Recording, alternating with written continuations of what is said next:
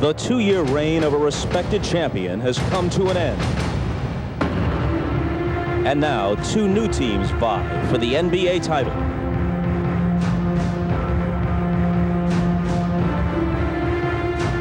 Teams that have traveled vastly different paths in pursuit of this prize. For 3 memorable years, red and black were the colors of royalty in the NBA. One man was largely responsible for this exquisite run of sustained excellence.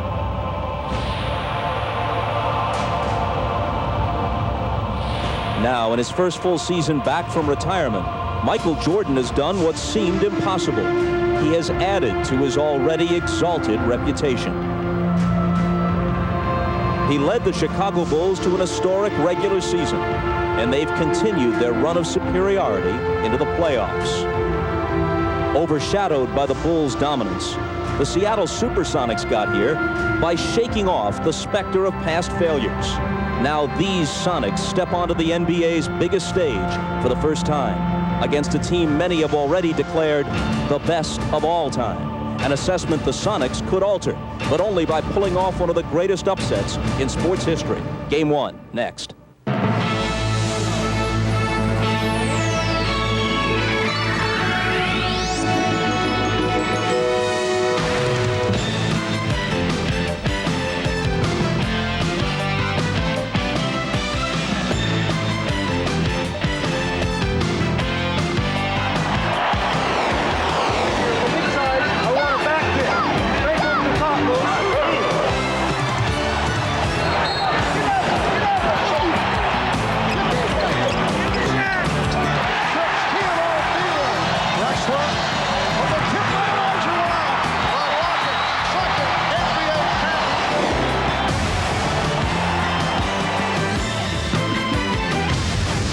This is the NBA on NBC.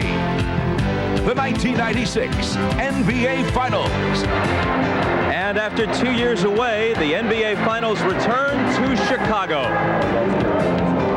What time is it? Game time!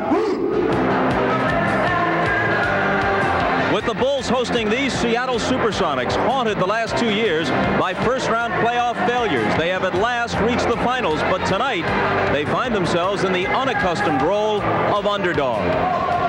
The Chicago Bulls, intent on completing a unique basketball odyssey, greeted moments ago by their roaring fans, most of whom view title number 4 as a foregone conclusion.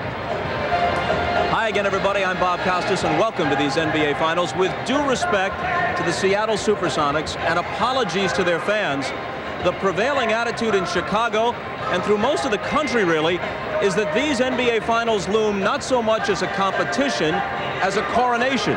It's up to the Sonics to change that impression tonight, to convince the Bulls and the basketball public that they have come here as true foes, not mere foils. What a strange position for a team as good as the Sonics to be in. A team that won 64 regular season games this year, a total seldom exceeded in NBA annals. A team that in other years, against other competition, might very well be regarded as the favorite to win it all. And yet the Chicago Bulls have been installed as 10-1 favorites in this series, which means that at least in that sense, this is viewed as the greatest mismatch in NBA Finals history. If that's so, then the Bulls are on the verge not just of a championship, but of the completion of one of the golden seasons in the history of American team sports. To be compared not just to the Lakers, Celtics, and Sixers of the past, but to the 1927 Yankees, to Shula's 17-0 Dolphins, or any other team from any other era you want to throw in there. All very interesting, and based on what the Bulls have done so far, all very valid. But let Seattle come in here and take one of these first 2 games. Well, then the Bulls won't be thinking so much about their place in history as about what next week and 3 straight games in Seattle might hold for them. That, as they say, is why they play these games.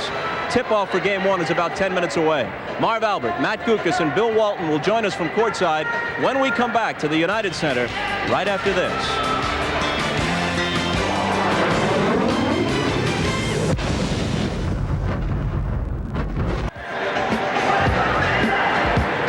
Chicago, a look down at the United Center just minutes before Game 1 of the NBA Finals, the Seattle Supersonics and the Chicago Bulls.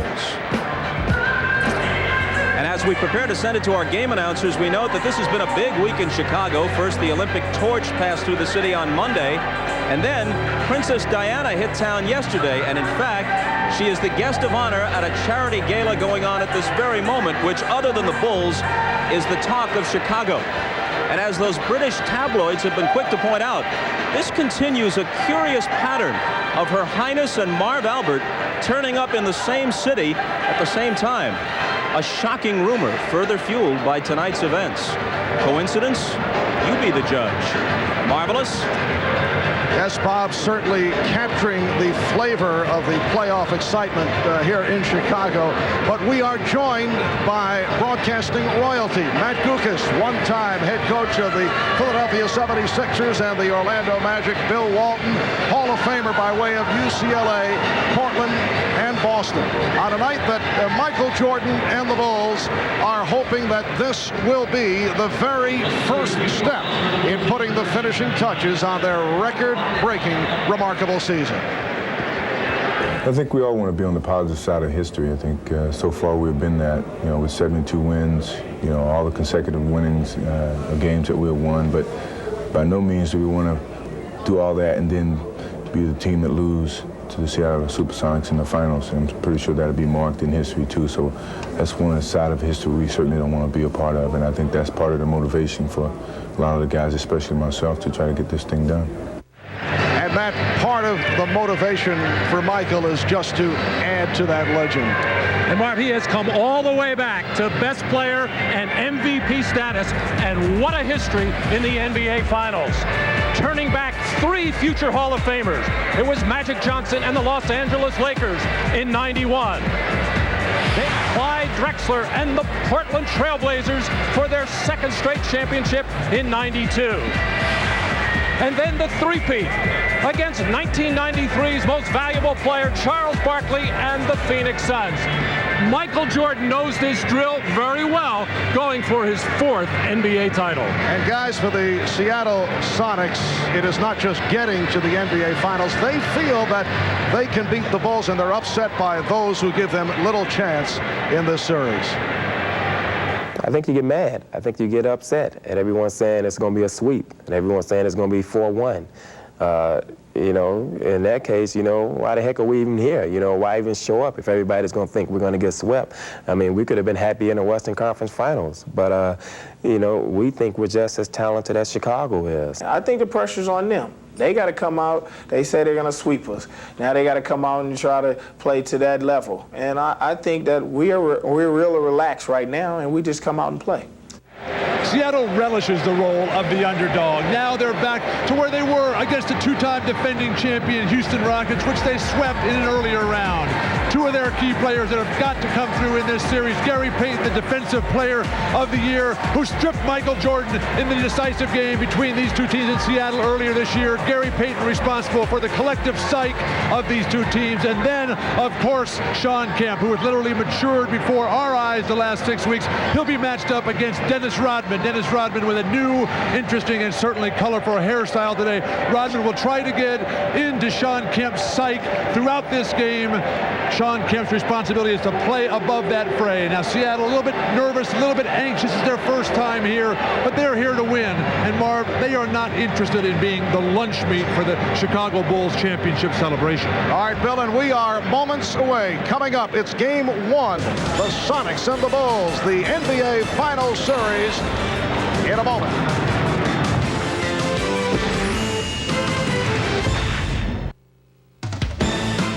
The NBA on NBC is brought to you by Miller Lite.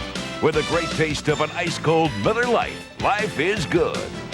By Chrysler, leaders in innovative design and engineering. And by Castrol GTX, the most protection against volatility burn-off. Welcome back to the United Center in Chicago, Illinois. And if you go by the numbers, a positive stat for fans of the Seattle Sonics. And now we're set for the introduction of the starting lineups. Here is the public address voice for the Chicago Bulls, Ray Clay.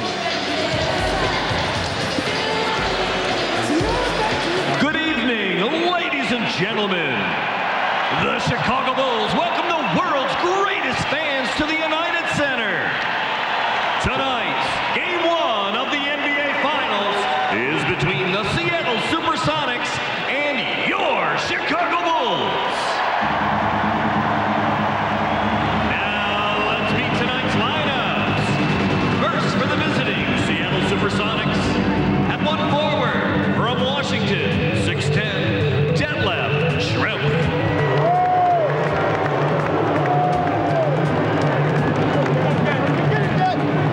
And the other forward, 6'10", out of Trinity Valley Community College, Sean Kemp.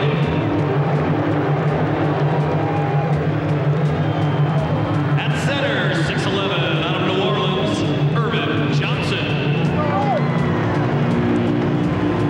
A 6'4" guard out of Oregon State, Gary Payton.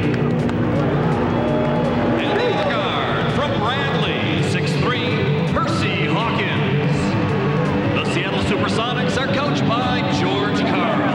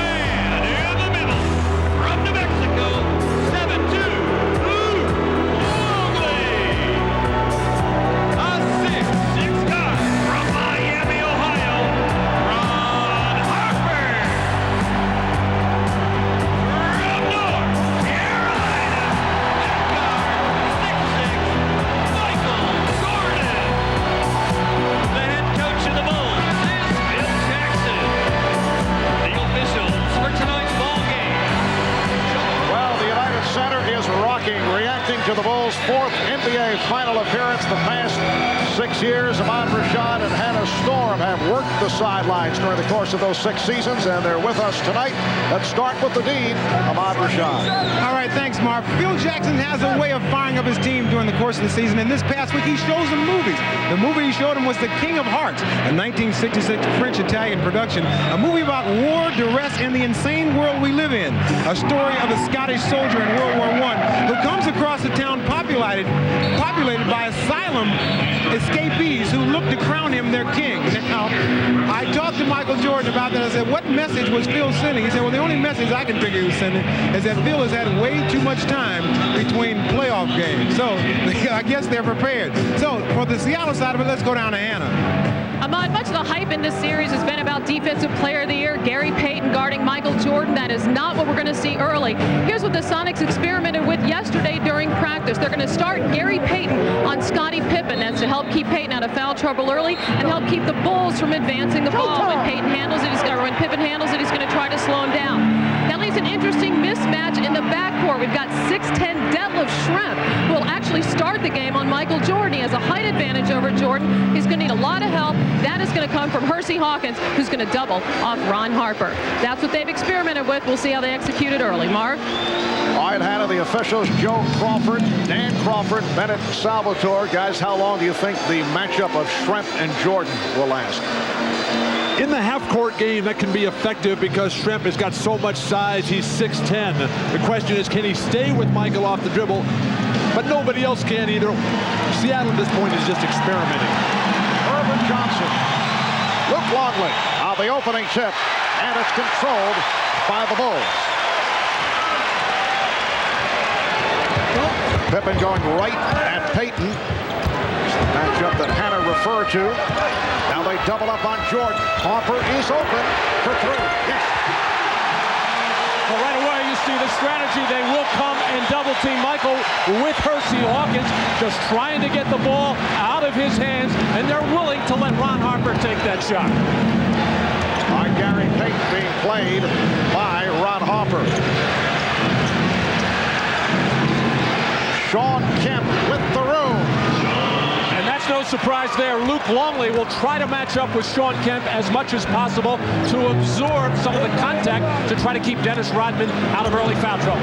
Luke Longley.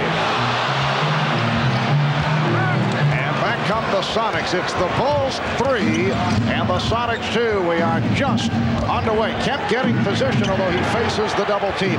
Payton for 3. And Trent able to run it down. The key for Seattle, as always, is offense. Cut down on turnovers, get to the hoop and finish. Post up your forwards and attack the basket to set up your three-point game. For the Chicago Bulls, it has been a long layoff, a spread of 8 days. Talking to Bulls players, they say they were just sick and tired of facing each other during practice sessions. Schrempf picks up that first foul.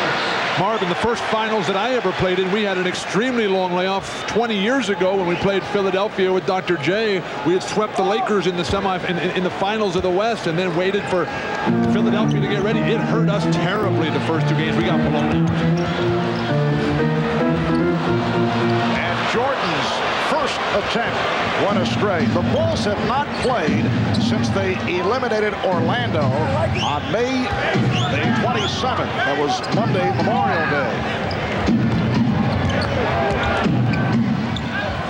And Kemp fires from deep. So Sean Kemp, who comes off the spectacular 7th and final game against Utah, is able to hit on his first 2 shots. The Sonics with a 4-3 lead. Jordan played by Kemp on the switch. Terrific closeout by Sean Kemp.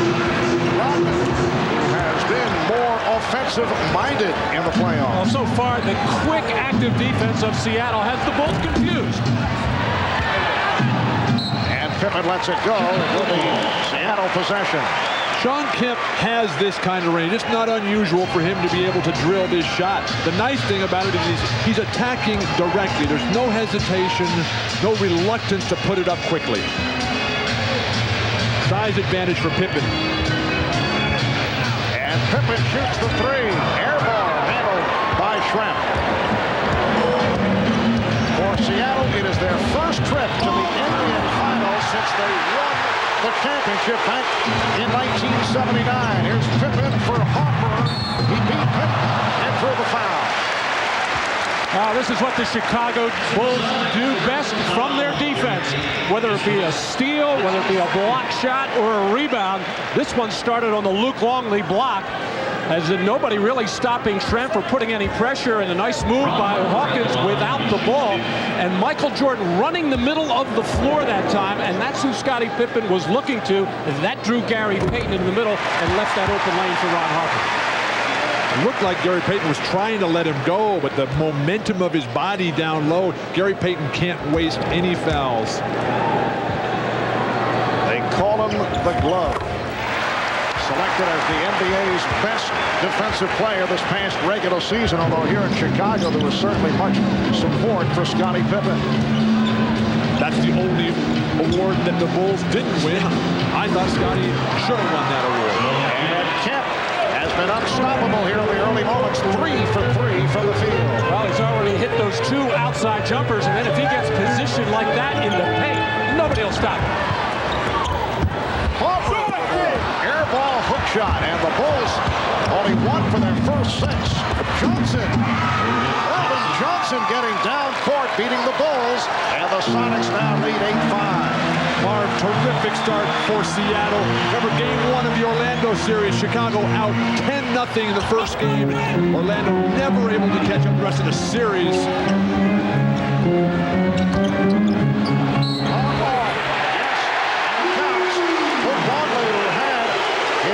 Game of the season.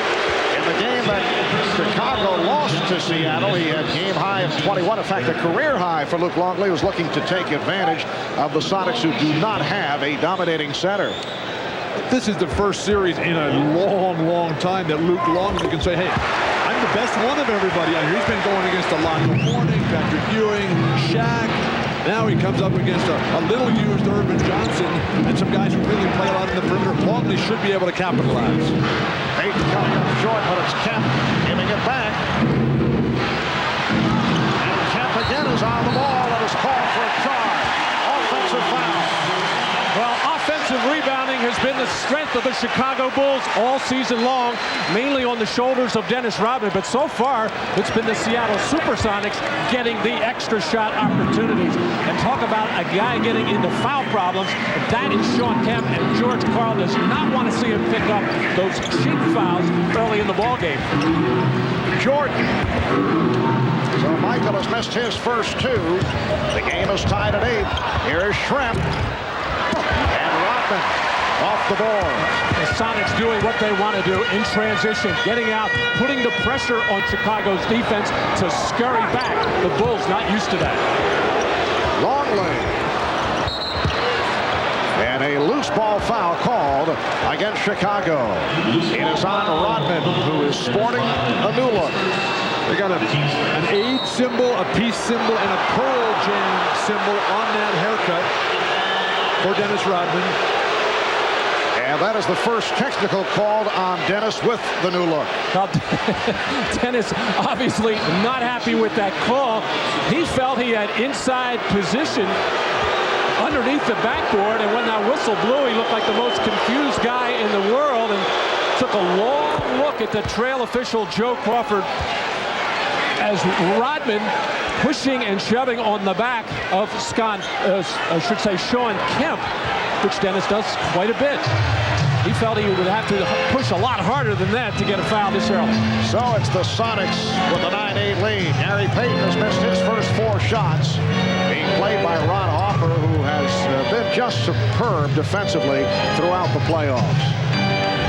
Now Kemp putting the move on. Rejected by Longley. Detlef Schrempf's post-entry passes are too slow. Got to pass sharper than that. Longley, very active here at the start. That's his second bucket, and it's the Bulls by 1. 5 minutes gone by in this first quarter. Schrempf played by Pippen. And the matchup is Jordan guarding Hawkins. Schrempf with the screen. Schrempf checking the clock. Illegal defense called for the first time against the Bulls. And a timeout is being indicated with 6:32 remaining. In this opening quarter, it's the Bulls with a 10-9 lead. Well, Luke Longley has been very active. Both ends of the floor looked like he was clearly beaten by Shawn Kemp, but recovering to get his second block and then running the floor beautifully to finish off on the fast break.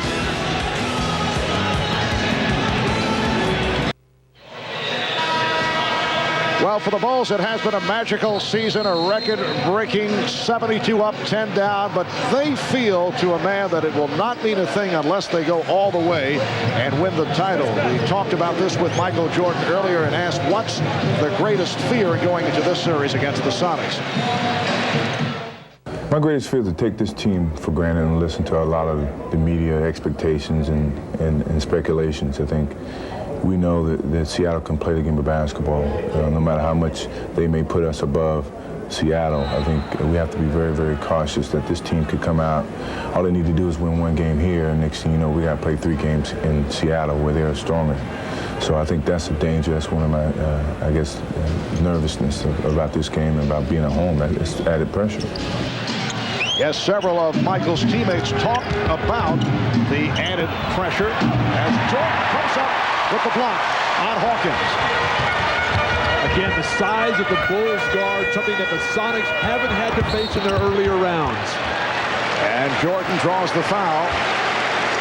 Foul committed by Hawkins. It's not only the size of the Bulls guards, it's also the lack of execution by the Seattle Supersonics. If they have one weak spot, it is in that half-court execution. Slow developing play. Hersey forced to force that shot. Longley, very active here at the to start. Usually when Longley gets to it offensively, it is in the first quarter, but there's no question here it is part of the game plan against Irvin Johnson. And Marv, Ahmad was telling us that he talked to Longley at the break, and Longley said that long layoff really helped those sore, aching knees.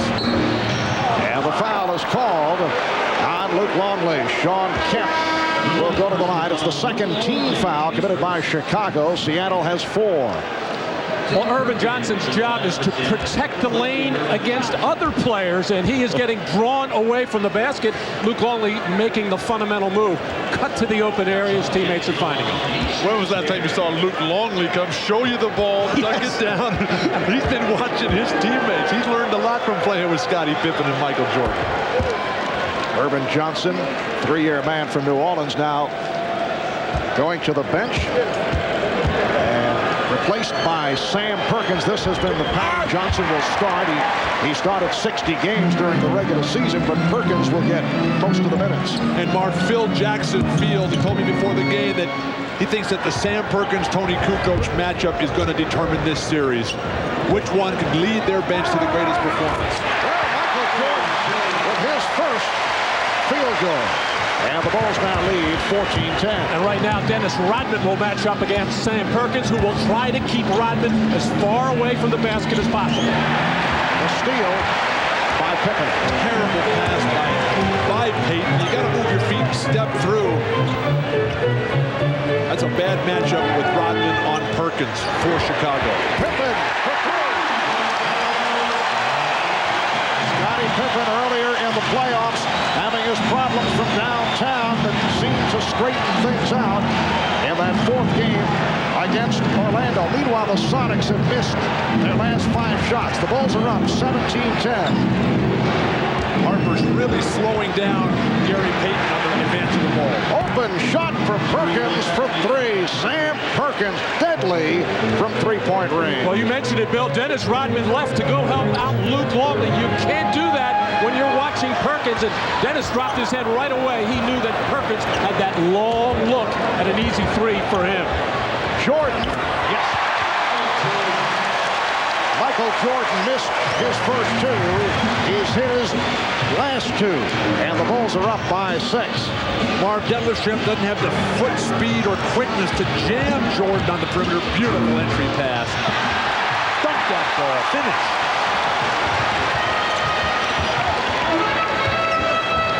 3 minutes, 45 seconds to go in this first quarter. It's game 1 of the NBA Finals. The Sonics and the Bulls. Longley on the rebound and draws the foul. Now committed by Detlef Schrempf. That is his second. And George Karl looking down the bench and pointing at Vincent Askew. Nate McMillan also getting set to check in. Nate, a question mark because of the back problem. In fact, I'm told took a shot of cortisone in the back the second time he has done so, and he's going to give it a shot here. He said if he does not feel well, could take a couple of games off. And here comes Nate McMillan, co-captain of the Sonics, so important to this team. This is the scene moments ago back in the Seattle locker room. He was on the treadmill, also did some stretching, looking to get ready. Marv, talking to Nate and knowing him throughout his long and really terrific career, there's something really wrong with that back. If it's not getting better with all the expert treatment he's been getting, there's something seriously wrong there. He needs a lot more time than just a day or two's rest. Now Jordan going against Payton. Goes to the fadeaway. Oh, he wanted that shot. He wanted Gary Payton. As soon as he had a one-on-one, he waved everybody out of there, and he wanted to go. And not a bad job by Gary Payton. He forced Michael out just a little bit further than he likes to be on that fadeaway jump shot. But Michael's eyes lit up when he saw Payton there. He wanted a piece. So Jordan, after the slow start, has hit his last 3 of the Bulls lead by 9. Welcome back to Chicago. Marv Albert, Matt Dukas, Bill Walton, Ahmad Rashad, Hannah Storm. 3:18 remaining in this opening quarter, and the Bulls with a 17-5 run the last 5 minutes. Now lead at 22-13. And you can see Chicago's balanced scoring led by Luke Longley. Well, Phil Jackson's biggest concern with the 9-day layoff was conditioning, and the Bulls did look a little sluggish coming out, but it certainly has not hurt their early shooting. As a team, 8 for 16 from the field.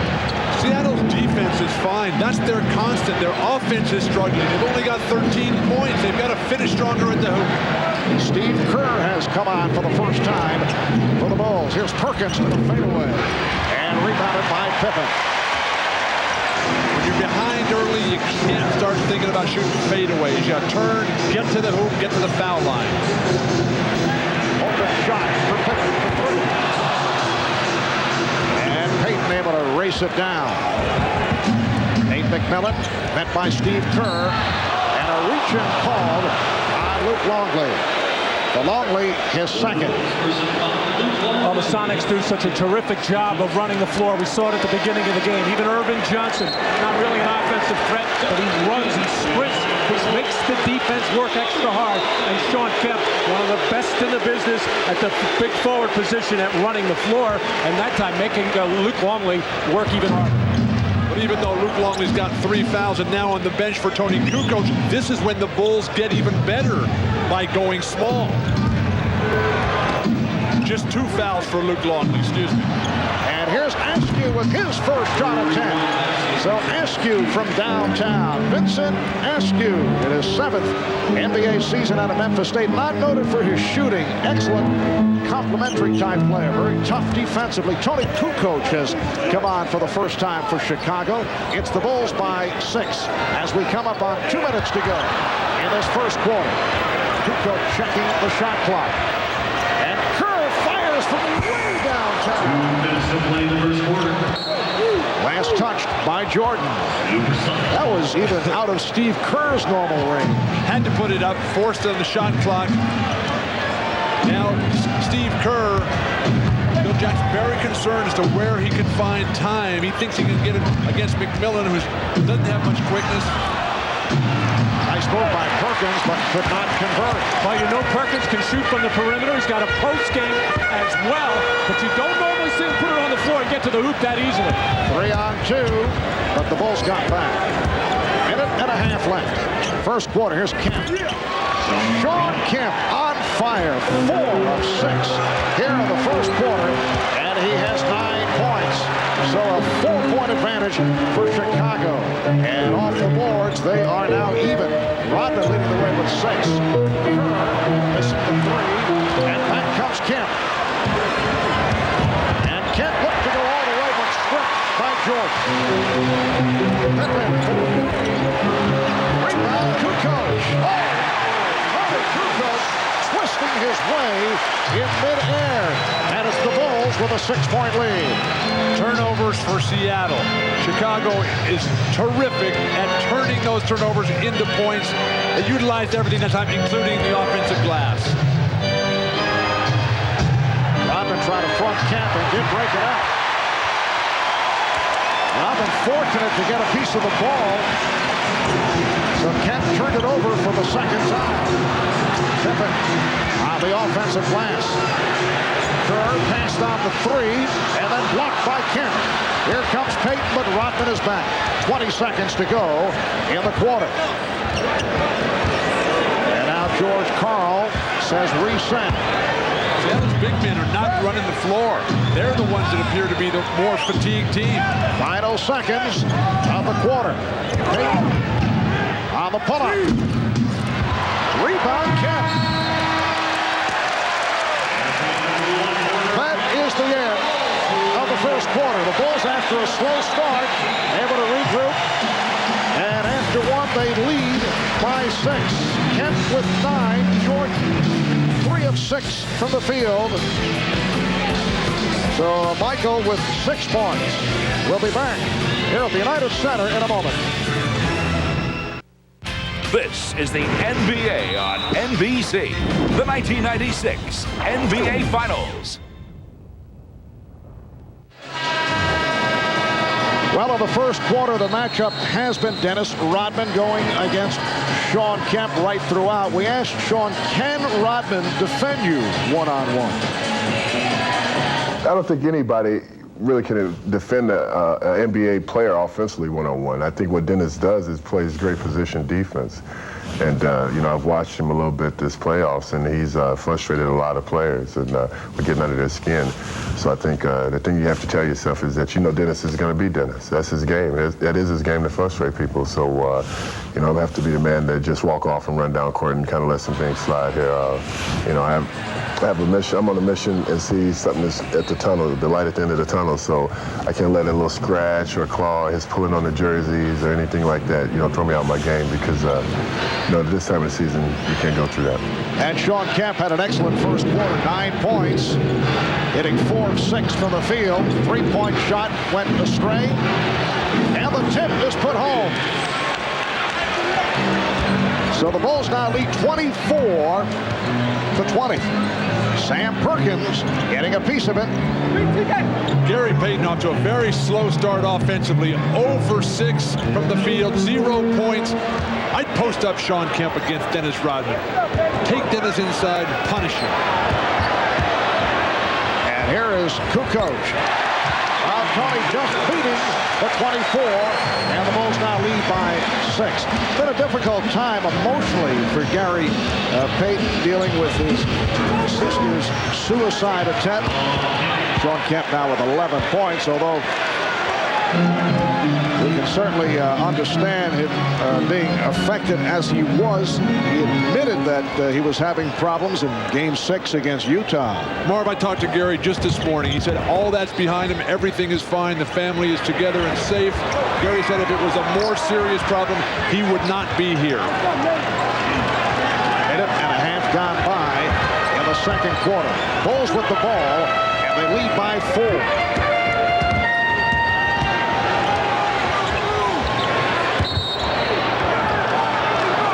Foul against the Bulls. Offensive foul. So the Sonics get it back. Now they say 3-second violation. Well, the Bulls are doing their work on the offensive boards, getting second chance opportunities. Already 5 offensive rebounds, but really not taking advantage of it, not converting them into baskets. But yet, this is going to be a big factor throughout this series, how well the Sonics do in the rebounding department with Chicago. For the Bulls, their first turnover on that 3-second call. Nice move by Payton. And for Gary Payton, it is his first field goal. It brings the Sonics within 2. Phil Jackson just looked down the bench at his assistant coaches. He said, that's why I put Randy Brown in there to stop that. Side, and then able to hit on the follow. With this lineup, Gary Payton should not be playing against Scottie Pippen. There's short guards for Chicago. Askew and Payton can take advantage there. A steal as Kukoc was able to knock it away. Michael Jordan getting a rest here at the start of the second quarter.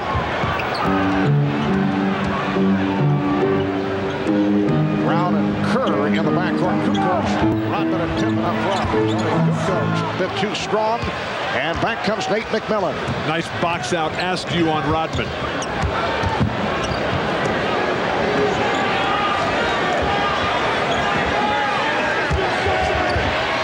Perkins, yes, and it counts. A beautiful move going right at Dennis Rodman.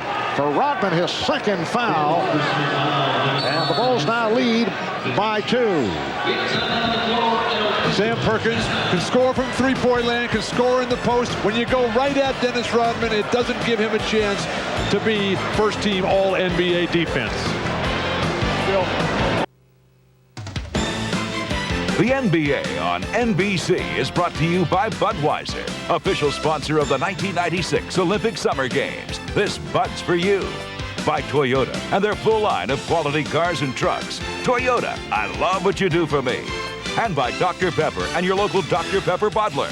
Dr. Pepper is just what the doctor ordered. Well, the Lovables with a snappy number inspired by Dennis Rodman's persona. Catchy tune, too. And there is Dennis sitting down after collecting his second foul. 7 rebounds to lead the way.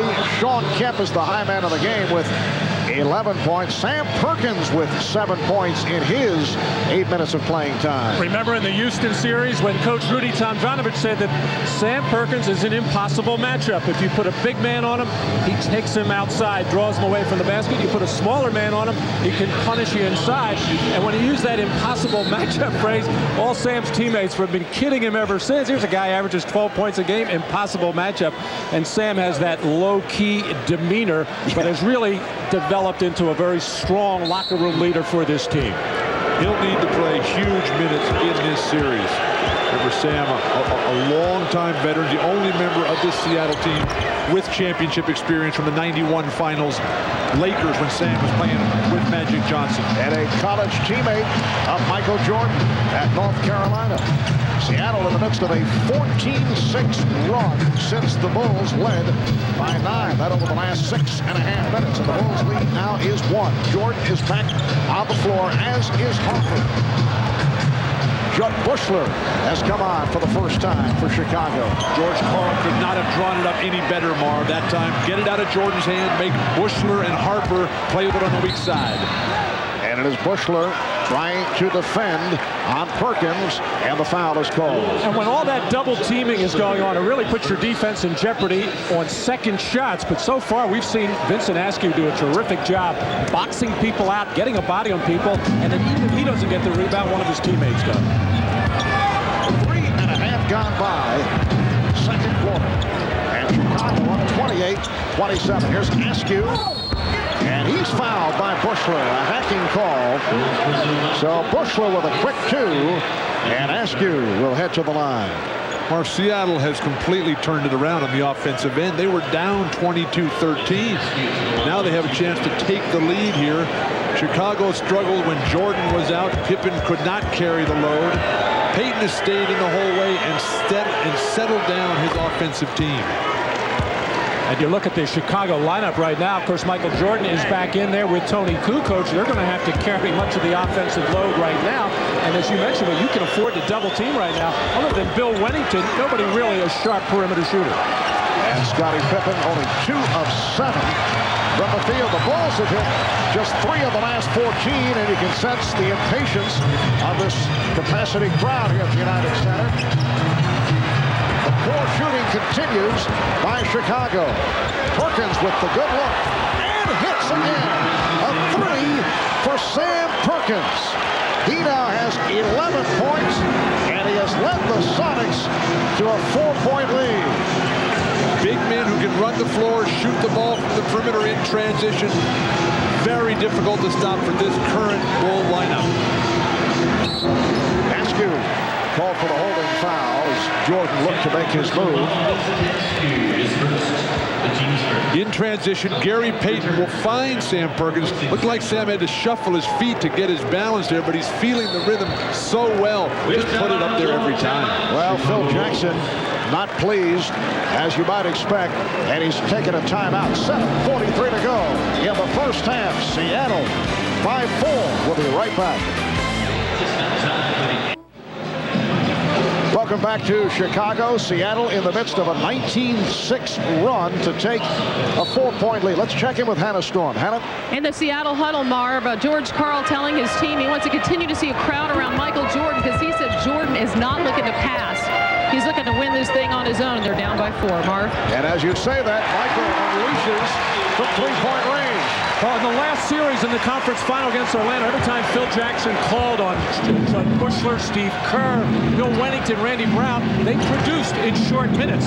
So far, they have not gotten it. Phil has gone back to his starters. And it was way back in Game 4 on May the 27th against Orlando that Jordan was able to hit the 45 points to lead the Bulls over the Magic. But Marv, this is a shot out of the triangle offense, which Phil Jackson tells us he wants Michael to stay in because it makes it so much more difficult for George Karl's trapping defense to be effective if he's in the offense as opposed to just the isolation plays. Bulls foul called on Harper. Gary Payton He missed his first 6. He's hit his last 2, and the Sonics now lead by 3 points. Just under 7 minutes to go in this first half. Luke Longley. And the rebound gathered in by Gary Payton. Payton and Hawkins in the backcourt. Shrimp, Kemp, Askew on the front line, and it's an offensive foul. Rodman hit the deck, and it's called on Shrimp. So for Detlef, that is number 3. Not a good performance to open up this series by Detlef Schrempf. He has not scored yet. An obvious offensive foul. He's not moving his feet enough. He's not trying to go around guys. He's not quick to the glass, and certainly not getting the job done defensively on Jordan. Otherwise, a fine day for Detlef. All right, here's Longley. 10 points for Longley. It looks like Luke picked up something from Shaquille in that last series. He dipped that left shoulder and just wiped the defender out of there. Sonics by 1 as we come up on 6 minutes to go. First half. They double up on Perkins. Seattle has to move more when that ball goes into the post on the perimeter. 3-point attempt by Hawkins. And the ball will go back to Chicago. Well, Seattle has a real bad tendency as the ball is temporarily stuck. We'll have to get Jordan to see if he can get that off the top of the glass there. I know Wilt would walk out and say, I can get that one. I go to the old schoolyard to throw another basketball at it. And Scottie Pippen has the right idea. And that appreciated by the official, Danny Crawford. Wilt not in attendance tonight, but certainly Bill Russell is. One of the all-time greats and the former general manager and coach of the Seattle Supersonics, Bill Russell on hand. Harper. 7 points for Harper. And the Bulls take a 1-point lead. Luke Longley is the Chicago Bulls offense. Yes, Longley with 10. And the nice assist to Harper that time. Yes. Sean Kemp with 13 points. He's had the touch. 6 of 8 from the field, and the Sonics by 1. Jordan and Harper at the guards. Pippen, Longley, and Rodman up front. Jordan for 3. He hesitated. He was not going to take that shot. Seattle has so many players, Marv, who can play big against Jordan physically. Askew, Hawkins, Payton, and of course McMillan, if he's healthy enough. Pippen on the glass. Rebound stuffed by Harper. Well, until that follow-up by Ron Harper, Vincent Askew in particular has been doing an outstanding job of getting his body on Chicago shirts and keeping them off the glass, but that time nobody found Ron Harper. They're not concerned about what Ron Harper's doing at the offensive end. And Ron Harper has been doing it. 9 points for Hawkins. Nice move off the dribble by Hersey Hawkins for his first field goal. The Sonics 38 and the Bulls 37. Pippen changed his mind. Hawkins needs that sort of response. He cannot let Chicago come at him at one end and then just passively play on the offensive end. Hersey will bounce back in Game 7 against Utah after the 0 for 8 and a tough time against Jeff Hornacek in Game 6. To the fadeaway. And here comes Payton on the open floor. Going right at Harper. And a foul call. It's a block. You can hear the reaction from the crowd. Joe Crawford with the quick call on that blocking foul. Well, Gary Payton loves to push the basketball, and generally his team is running lanes with him. This time he looked around, he didn't see any friends of his, decided he was going to try to create something out of nothing. I think got bailed out on the call somewhat here as he just threw that shoulder into Ron Harper. Ron Harper not in good defensive position. Looked like he was just trying to take a charge, and oftentimes the referees, when they see a player bailing out, are just trying to take advantage of a tough roll. Horrible pass by Sam Perkins. Perkins surprising Kemp. Pippen draws the foul. Marv, Seattle has not been feeding the ball to Sean Kemp well. There's been tough passes up around his head area, down around his feet. Get him the ball in his triple threat position. Give him some space. Let him get moving out there. Help your teammates out. And that is contributed to the turnover total by Kemp. Seattle with 8 turnovers in this first half. Chicago with just 1. Sonics with a 1-point lead. It's game 1 of the NBA Finals Series. Game 2 here in Chicago on Friday night. And on NBC starting at 9 o'clock Eastern time. And then the scene will shift to the Key Arena in Seattle. Game 3 Sunday night starting at 7:30 Eastern time. Game is tied at 39. Askew firing the 3. Rodman lost it and then recovered and calls for timeout. 20-second timeout requested by the Bulls. Well, looking back at the regular season, the Bulls and the Sonics met on 2 occasions.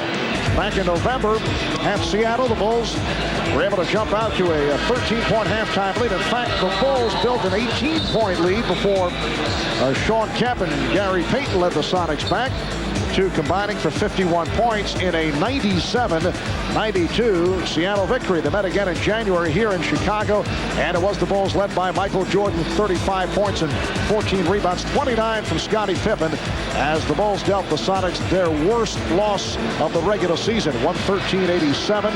The Bulls shot 60% from the field in the game, while the Sonics only 36%. What is vivid in the mind, though, of Michael Jordan in that loss to Seattle, in a critical situation, he was stripped down the stretch by Gary Payton. Gary Payton just took it right away from him. Jordan going for the game winner. And how about the fact that Scottie Pippen missed 6 straight free throws in the last 2 minutes in the game at Seattle. 3 minutes, 20 seconds remaining in this first half. Seattle has done it off the bench. 16-4. Sparked by Perkins. And Longley, he'll head to the line. Luke Longley, to this point, has outscored Michael Jordan. He'll be looking for points 11 and 12. Substitution for Seattle, the veteran Frank Brakowski in his 12th NBA season out of Penn State, a bruising-type player who could touch a nerve with Dennis Rodman has checked in for the first time. Well, Frank, being a wise old veteran, knows all the tricks, knows how to use those forearms and elbows and the strong lower body around the basket. And I'm sure we'll get tangled up with Dennis Rodman at some point, if not today, some other one. I think it'd be a good idea because Rodman's already got the 1 technical. Try to get another one. Try to get him ejected. Use some of Rodman's own antics against himself. Bill with that National Hockey League mentality. The Bulls 41-39 over the Sonics. And some pressure being shown by Chicago. Seattle has to attack this press. You can't just let them come up and make you take so much time off the shot clock. Here's the double on Kemp, and a traveling violation is called. Another Seattle turnover. It is their 9th. Timeout taken. 2:56 to go in the first half.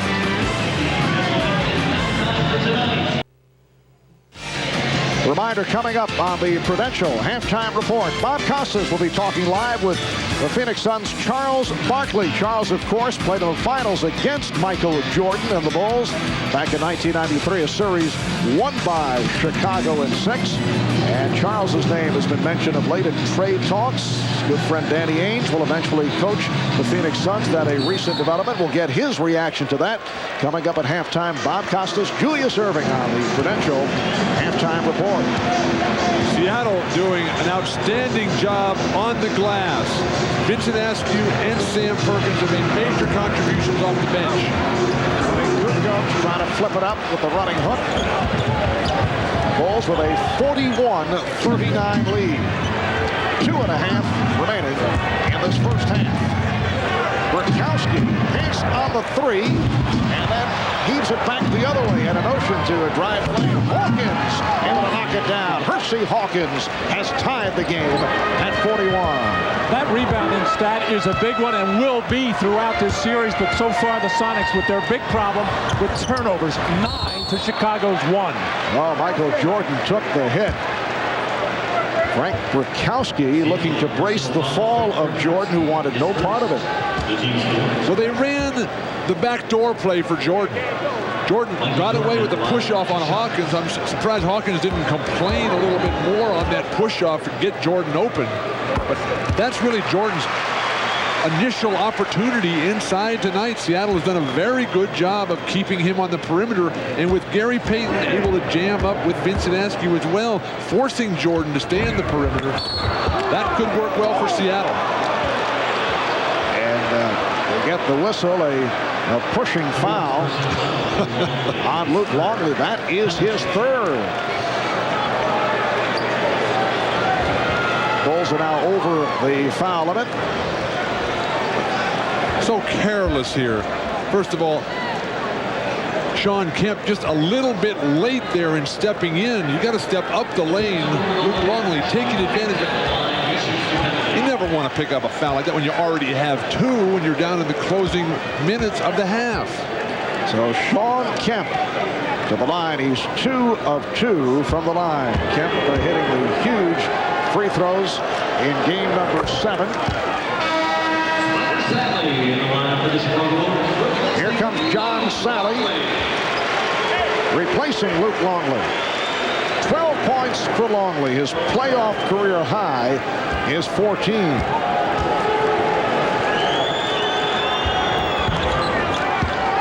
So the Sonics now lead by 1. Shawn Kemp, game 7 against Utah, 10 of 11 at the free throw line. Sonics by 1 with just under 2 minutes to go in the first half. Here's the double team on Jordan, who's able to beat it, and that is fouled. Oh, Rodman and Burkowski had words. Oh, you can see it coming. And as you mentioned before, Mark and Bill, Dennis Rodman has to be very careful already with that first technical foul. Any kind of talking or 2 players getting together like that, and he will get whistled for that second and be tossed. It's absurd that Dennis Rodman can walk around acting like, look what they're doing to me. They're hitting me. They're pushing me. Dennis Rodman initiates all that stuff. Rodman inside there, just keeps walking right into Burkowski. Elbows, arms all tied up. Innocent victim, Dennis. Michael Jordan, 2 of 3 at the line, and now has 12 points. It's the Bulls by 1. Light pressure this time by Chicago, handled by Seattle. And that is turnover number 5 for Shawn Kemp. Well, Shawn led the league during the regular season, averaging 4 a game and 4 throughout the playoffs so far, already over his average in just the first half. And that's 10 in all for Seattle. Chicago with just 1. Shawn Kemp's not moving around the defenders. He's just trying to go through them or over them. That won't work. And Joe Crawford says, stay right here, and Dennis Rodman could be losing it. Now he's applauding the call. Rodman was about to get involved and then walked away. Joe Crawford is going to call a flagrant foul here on Frank Burkowski.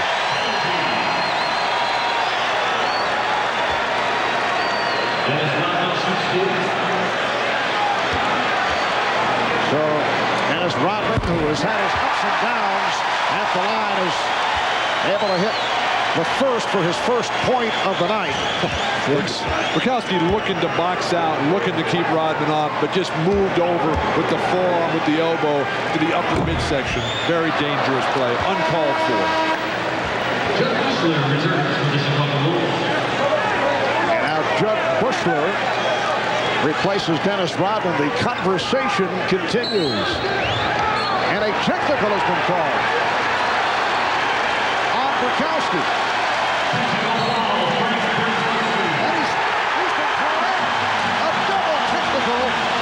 Brykowski. Apparently Joe Crawford feels that the intent of Brykowski was to instigate something against Rodman. Brykowski now walking in the direction of a couple of Bulls, and he's joined by a security man and is ushered back to the locker room. And he got a couple of parting shots to referee Joe Crawford, and then one final parting shot to, I'm sure, Jack Haley sitting on the bench. Absolutely uncalled for situation by Brykowski, who's a good, skilled basketball player who sometimes gets too caught up in the physical aspect of the game. But he gets a flagrant foul and then 2 technicals. We're going to just see a parade to the line for Chicago. And Seattle worked so hard to get back in this game offensively. Now Chicago with a chance to open it up a bit here. But as you said earlier, Bill, I don't think there's any question that Brykowski was trying to get that second technical called on Dennis Rodman. There's no argument. Of course, George Karl can't be happy with this, but he did not put up any fire regarding that call. This foul on Wingate, who just checked in, David Wingate, who may see more action. Actually, he'd have to see more than he did against Utah. Played a total of 7 minutes in that Utah series, but the feeling is that we might see more of Wingate, perhaps defending against Jordan. That's just another weapon. Give him as many looks as possible. But why would Brykowski, after he gets a flagrant foul, why would he even say anything? Just walk away and start the next play. Free throw parade has provided a 6-point lead for the Bulls. And here's some pressure. Now the Bulls drop back, and Kemp is able to make his way down court, and then is hit on a reach-in by Sally. Marv, Chicago would love to have Sean Kemp bring the ball up against the press every single time. Yeah, George Karl must have his heart in his throat. Sean already with 5 turnovers and just so loose and at times careless with the basketball. The Rain Man of the Rain Country, Sean Kemp, 4-time All-Star. At 26, he's an NBA veteran at an age when most players just getting their feet wet. He entered the NBA at 19 years of age. And he knows where that foul line is. 4th in the league this year, and going to the free throw line, and 4th it makes. Bulls with the ball and a 4-point lead. And Jordan is being guarded by Wingate. Jordan to the front. So Michael has opened it up. He has 18 points, and the Bulls lead by 6.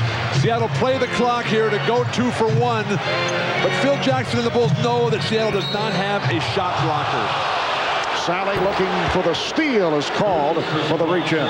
Once you get by the perimeter defense, which is terrific for Seattle, Gary Payton can't control him, can't keep him in the corner, but there's nobody up top. There's nobody coming from the weak side to knock something down. But classic execution on that pick and roll. Jordan got a good screen from John Sally and made sure he cleared the pick and took that defender away, able with his quickness to find that little seam and get in the basket. And Michael knows that if he pulls up, he's going to get double teamed. So that's why he's playing on the perimeter right now. He's going to get more opportunities to do that. Take it to the hoop.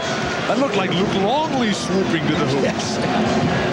Bulls 51-46 over the Sonics. Kukoc for 3.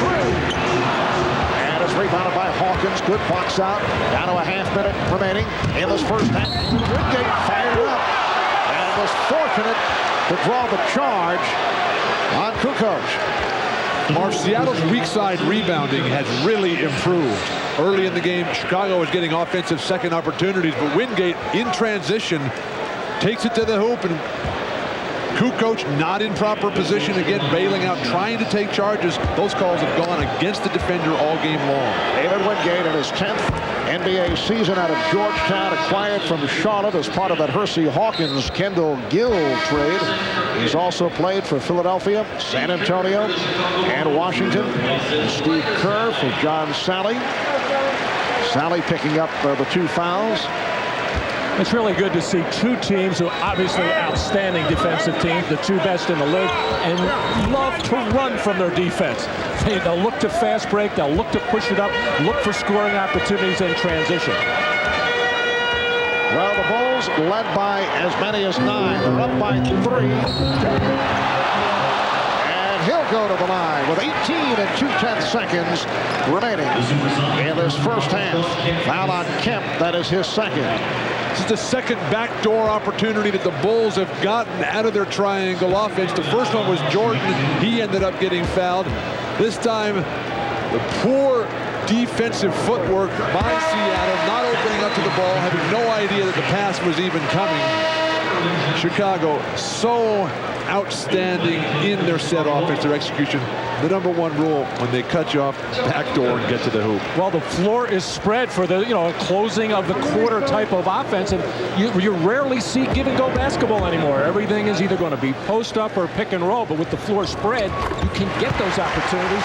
Kemp fell asleep on the play. All right, the Bulls 14 of 16 at the line of the second quarter. And here's pressure by Chicago, leading to the foul.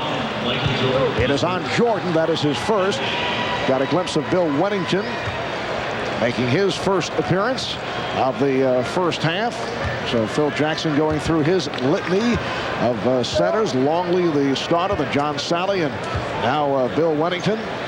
Jackson's Bulls up by 5 with 15 seconds remaining first half. The NBA Coach of the Year, Phil Jackson, who likes to get his points in a subtle fashion. He's been referring to Seattle's superb defense as a zone defense. Every time the word defense comes up, it's preceded by zones, certainly angling for some illegal defensive calls, and Seattle led the NBA in that department. I thought he was calling it a Zen yes, defense. That may be. Very good, Matt, working on that for several days. Phil Jackson trying to paint a big picture of what's happening here. But when Seattle is illegal, they are called for it. They have yet to be called for one in the first half. Final seconds of the half. Down to 5 seconds. Kukoc backs to three-point territory. And Bennett Salvatore comes in to make the call with 2 and 2/10 seconds to go in the half. Double foul on Wingate and Jordan. Michael Jordan trying to get to the offensive glass, and David Wingate trying to hold him off, and the officials very quick to get in there and make this double foul call. Michael really creating havoc in there, getting the best of that matchup right there. So they will jump it up. Urban Johnson and Scottie Pippen on the jump. And they will do it again. Things starting to get very chippy right now. Michael Jordan senses that the Seattle Supersonics trying to get their pops in whenever they can. He's been hand fighting and battling with Askew and Wingate on this tip. Just 2 and 2/10 seconds remaining in the first half. And that'll do it. That is waved off. So Sean Kemp, high man for Seattle with 18. Michael Jordan with 18-12 of his 18 in the second quarter. A physical second quarter. The Bulls are up by 5. Bob Costas and the Prudential halftime report right after these messages.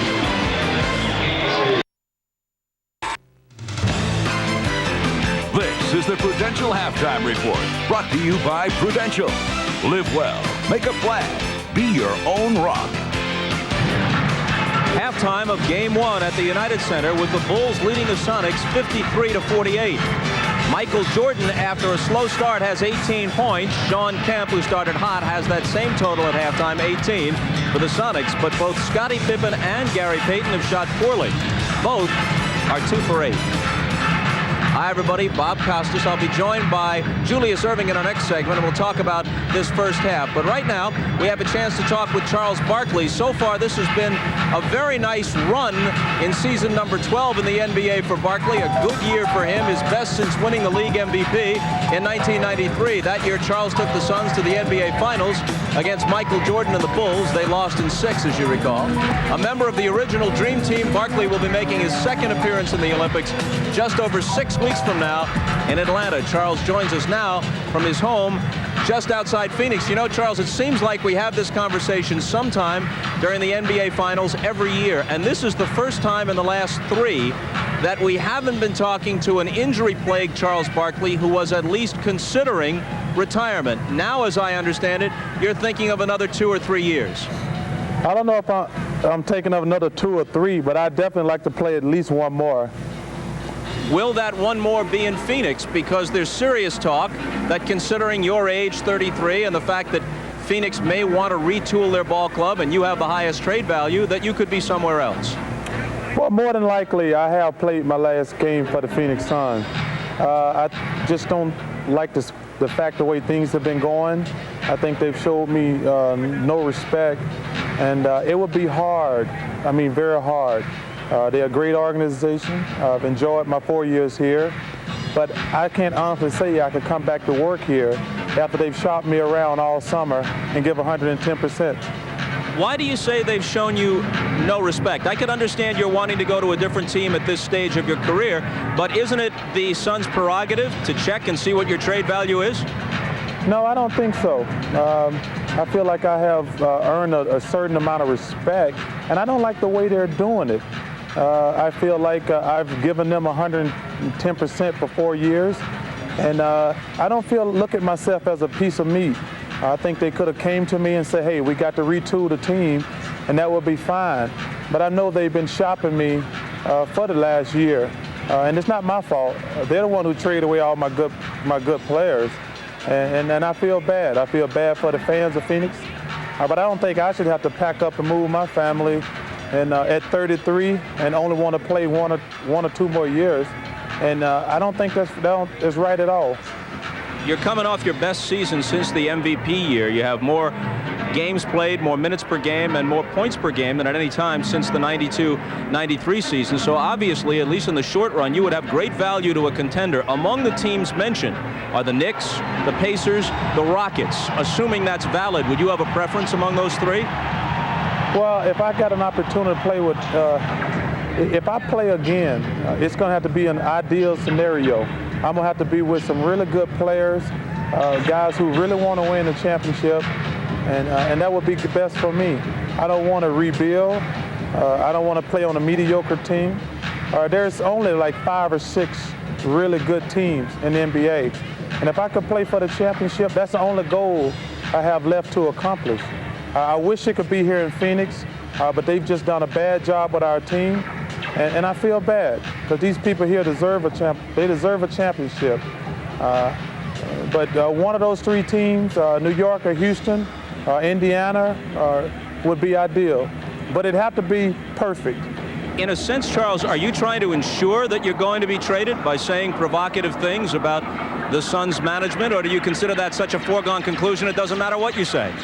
Well, I'm not trying to make anybody mad. I'm just making facts. We just made some bad trades. We won 60 games, 3 out of the last 4 years, and I feel bad. And I'm disappointed the way they've treated me. I'm disappointed the way they treated Dan Marley, Cedric Ceballos, Mark West, and I'm just frustrated. 2 very quick things before we let you go, Charles. Your thoughts on this game, not so much the first half, but actually the series. Is there any scenario by which you can see the Sonics winning this thing? Well, the Sonics are very good. I mean, but the Bulls are a great team. I think they played very rusty the first half. The other guys were not really in rhythm. Michael was trying to take over and keep it to the other guys get their rhythm. But I think the Sonics have a decent chance. I don't see anybody beating the Bulls. But the Sonics have a slight chance. Last thing, you're on the Dream Team again, and we know for a fact that the second game you play on July 22nd is against the African Continental Qualifier, and again it's Angola. And we recall that you threw a little elbow at a guy named Erlander Coimbra of Angola the last time, and we checked. He's on the team. Do you plan to take him out to dinner in Atlanta, show him the sights here in the States? I'm going to hit him the same way I did the first time. So you're not going to let up on him, huh? No, Americans, we are the best country in the world. And we are the best at basketball, and we got to kill them all. I understand he's been lifting weights the last 4 years. He's not a stick figure anymore. He's about 260 now. Hey, I've been lifting weights ever since the day the season ended, and I'm ready. All right, Charles, always good to talk with you. Thanks a lot. You're welcome, Bob. Okay, when we come back, we'll hear from Charles Barkley's former teammate in Philly, Julius Erving. But first, a message from Prudential and a word from the NBA. Back in Chicago, halftime, game one of the NBA Finals. The Bulls 53 and the Sonics 48. So, Matt, the Bulls by 5, yet they're shooting only 36% from the field. And Chicago's bench, which was so productive all year long, coming up empty, outscored 18-4 in that first half. 4 of those points going to Tony Kukoc. And, Bill, you look at the Seattle stat line, very impressive, but very quiet first half for Gary Payton and Detlef Schrempf. Detlef Schrempf seems to be intimidated out there. He's in a fog. Gary Payton has to get up and down the court, create some opportunities, open this game up. Seattle is right there. Their offense a little bit stagnant, sluggish. All right, a closer look at the statistics as we check out the Miller Lite halftime stats. Seattle 16 of 34, 47% shooting, yet they're trailing in the game. Chicago with 10 additional shots, but only 36% from the field. Michael Jordan, 12 of his 18 coming in the foul-filled second quarter. Look at the turnovers. Seattle with 10, leading to 14 Chicago points. Shawn Kemp with 5 of those 10 turnovers, but Kemp leading the way with 18 points. We'll be back with the second half from the United Center in just a moment.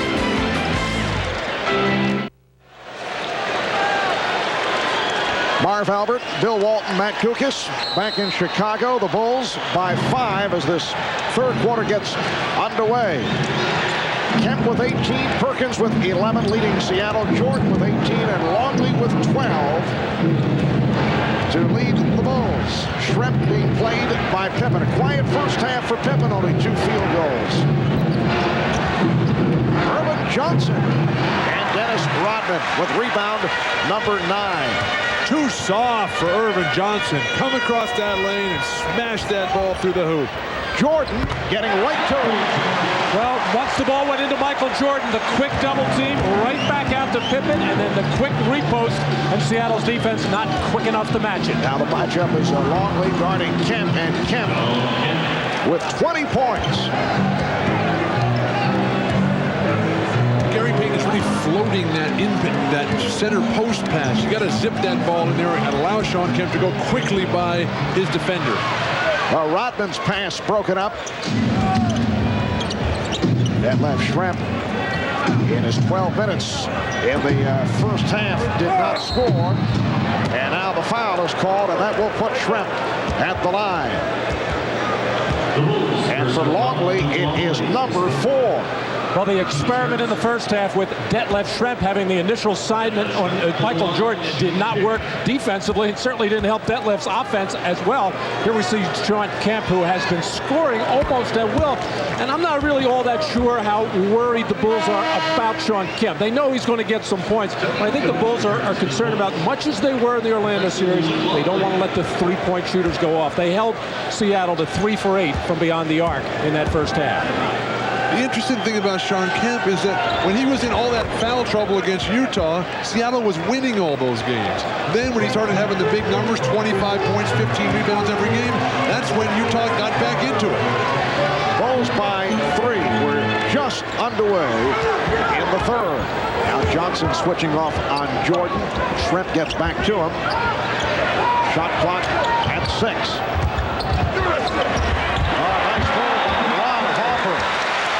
11 for Harper. It's the Bulls 57, the Sonics 52. Irvin Johnson playing here in the presence of Bill Russell, one of the premier shot blockers in the history of basketball. He's just too slow to get to this ball. When Harper comes flashing across the middle here, Irvin Johnson is right there at 7 feet tall. Looked like Rodman held him down there. That's why he was slow. Putting added pressure on Urban Johnson, who is a very fine shot blocker, but playing in the presence of Bill Russell. You better bring it all when that happens. Jordan is rejected. Pippen on the recovery. And he'll go to the line. Scottie Pippen, 4 of 4 at the line. Will shoot 2 more as Sean Kemp picks up his 3rd foul. This is not the kind of foul that Sean Kemp needs. He is a very good shot blocker. He comes in there, and it looked like he was just trying to foul rather than making a good defensive play on Pippen, who can't find the range.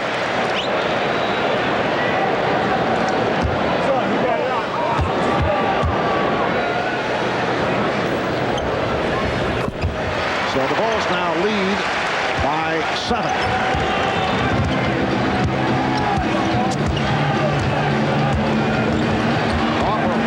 Right of the chest of Payton.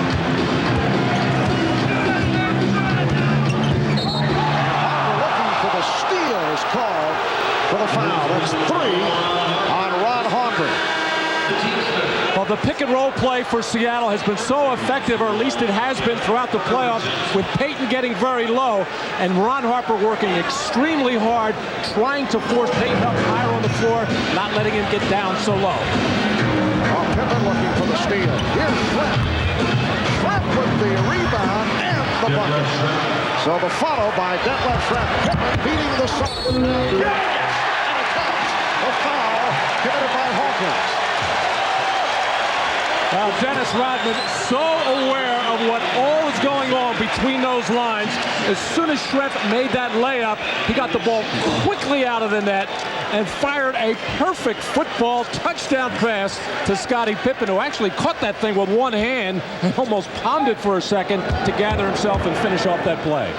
Matt, compare that play and the fact that it took about 2 seconds to complete with Seattle's previous possession when they're dribbling the ball with Payton the whole time, maybe 20 dribbles, and then Detlef Schrempf having to get to the offensive glass to finally get a score. And Pippen now 7 of 7 at the line. He has 14 points in all. Bulls have opened up an 8-point lead with 3 minutes gone by in the 3rd.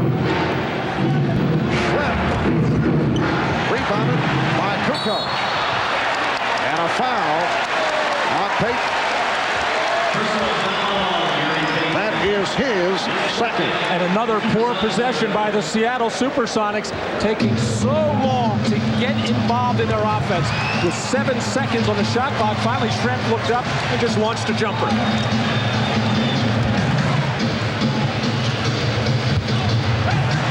Jordan for 3. And Kukoc calling for time. Well, he saves the possession, called for the 22nd timeout, but it's changed to a full timeout. It will be Chicago ball when we come back. Bulls by 8, 8:44 to go, 3rd quarter.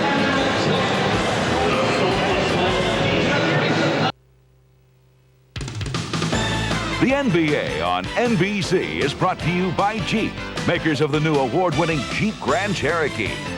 By AT&T, Centennial Olympic Games partner. And by Reebok. Are you prepared to say, "This is my planet"?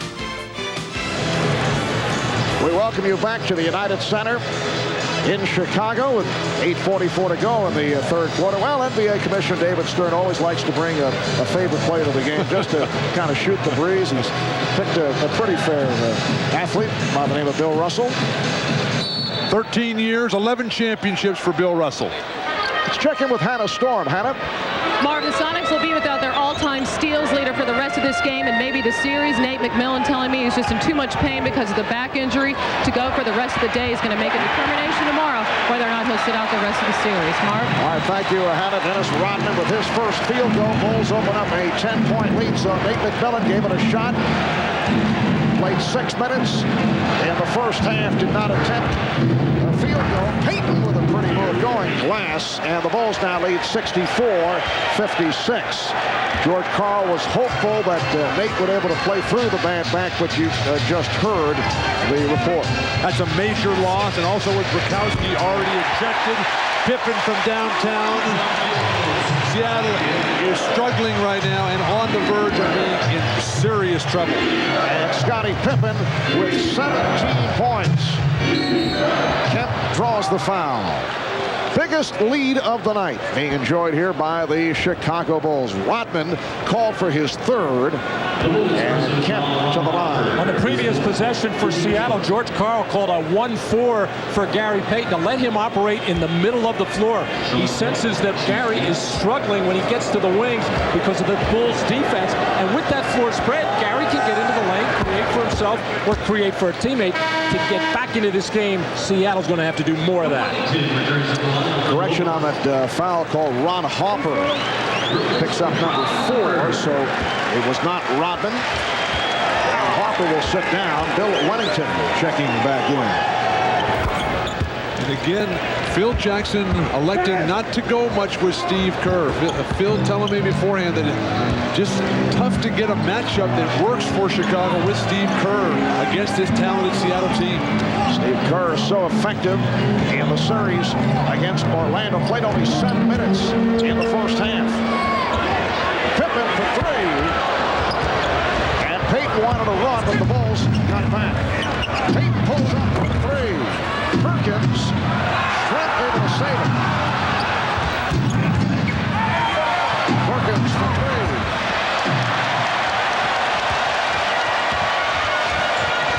Jordan for 3. And back comes Perkins. 67-58. Chicago. Game 1 of the best of 7. Game 2 here in Chicago on Friday night. Oh, nice pass from Kemp. Payton had to give it up. Hawkins got the step, and he was pushed. Michael Jordan with a long look in the direction of Bennett Salvatore as he just was called for his 3rd foul.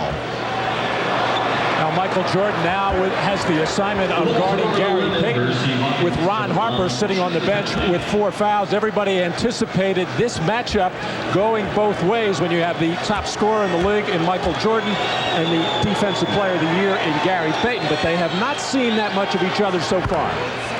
And that the 15th foul on the Bulls, so the Sonics at the line. It has been a foul-filled game, 30 called in all. In the first half, 22 in the second quarter, a quarter that also saw Frank Rakowski ejected, hit with consecutive technicals following a flagrant. One of the ways, though, that Seattle can work their way back into this game is by getting to the foul line. They've only taken 10 or 11 foul shots in the game. This is not a team, Seattle, that's shown a great ability to come from far behind. Nice pass from Kukoc. And Rodman has 5 points. Bulls lead by 9. 6.5 remaining in the 3rd. Battle between Kemp and Rodman down low. Stay right here, says Bennett Salvatore, as the foul is called.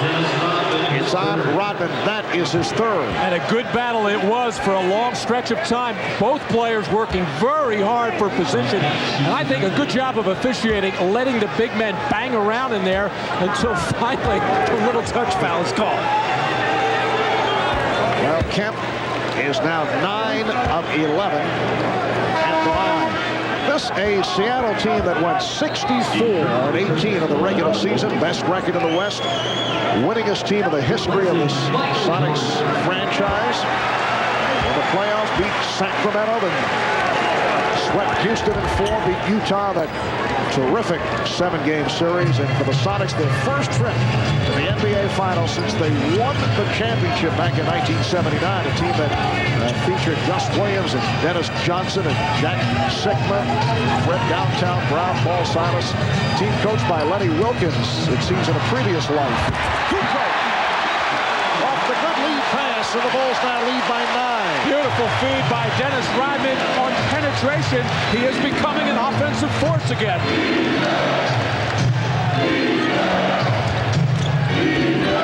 Payton trying to do it off the dribble against Pippen. Rodman goes down, and the foul on Kemp. That's his 4th.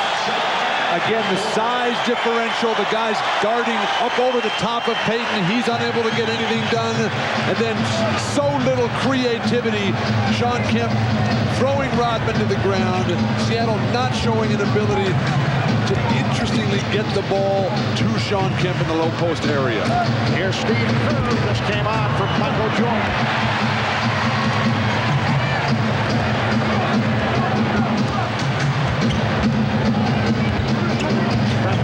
Close the baseline on Kukoc.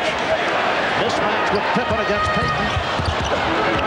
And Payton able to get to it on the scramble. But the way that Chicago forces Seattle to make Payton give it up and have Kemp bring the ball up. And Hank called on Pippen. Well, that's one of the rare running opportunities for Seattle. The Chicago transition defense has been outstanding, but Gary Payton does not lead a lot of daylight. He can get into the lane, and that's when he can create for the Hersey Hawkins and the Detlef Schrempf and the Sam Perkins, but Payton has to get in the middle. This is an unusual substitution for Chicago with Michael Jordan going out midway through the 3rd quarter. Normally, Michael will play that whole 3rd quarter up until maybe 1 minute to go and get maybe a 3-minute rest surrounding between the 3rd and 4th quarter. And I just wonder if Michael's a little bit winded and maybe that 9-day layoff now hitting him as far as the conditioning is concerned. Jordan 6 of 15, 20 points in all. He had 12 of those 20 in the 2nd quarter. Mark, this is a real big gamble for George Karl right now, leaving Sean Kemp in with 4 fouls. There is a ton of time left in this game. Sean Kemp is very susceptible to picking up bundles of fouls. Rodman went to Kukoc up front, Pippen and Kerr in the backcourt. Kerr with the floater. And Schrempf rebounds. 4.5 remaining. 3rd quarter. Gary Payton's giving the ball up to Pippen. And Schrempf hits the 3. So Detlef Schrempf, following the scoreless first half, has come on here in the 3rd quarter. And with Sean Kemp guarding Dennis Rodman, you're not going to run an isolation or a post-up for Dennis Rodman, so there's not a chance for a foul there. But where Sean Kemp picks up his fouls are those reach-ins and over the backs on the board. Rodman, a wild shot by Rodman and a foul against the Sonics. The Supersonics personal foul, Gary Foul on Payton, that's his 3rd. Well, so much for Dennis Rodman not attacking Sean Kemp. It just shows you how aware Dennis Rodman is. He normally doesn't even want the ball in the post, doesn't want to shoot the ball, but he knows that the man guarding him and a key player, Sean Kemp, has 4 personal fouls. Remember when Hannah was talking at the beginning about how Payton was going to guard Pippen? That was a classic example of the difficulties of that matchup. Oh, Payton had a strip that they called up top. The Supersonics personal foul, Sam Perkins, his 3rd. Foul on Perkins. That is his 3rd, and now both teams over the foul limit. Scottie Pippen has been perfect at the line. Is back at the stripe, 7 for 7 from the free throw line. And Mark, another example of the incredible folly of Gronkowski getting thrown out, because now they got nobody to come with. Seattle, they do have a good bench. It's 9 deep. They have 3 guys who don't really play Wingate a little bit. But now you got McMillan out. Now you got Gronkowski out. That makes it a 7-man bench. No size. Bulls with a 72-67 lead. Detlef Schrempf feeling it here in the 3rd quarter. Going at Scottie Pippen. And the rebound by Kemp on the tip draws the foul. It has been a parade to the free throw line of the 2nd and 3rd quarters. Dennis Rodman collects number 4. Well, during the Utah series, when Sean Kemp was getting into foul trouble early in that series, people were saying, you've got to cut down on your aggressiveness. You're getting in foul trouble. You're hurting your team. He said, I can't play that way. I'm not going to play that way. I play hard all the time and then let somebody else worry about the fouls. And we saw an example of it there, battling on the offensive glass, not worrying about having 4 fouls, just playing hard. Well, Kemp, a 74% free throw shooter during the regular season, 12 of 14 at the line. Remember, 10 of 11 in Game 7 against Utah. 3-point Chicago lead. They led by as many as 11. It's a real solid combination for Seattle right now. Shot clock down to 4. Pippen. Well, the Bulls have hit a drought here in the closing minutes of the third quarter.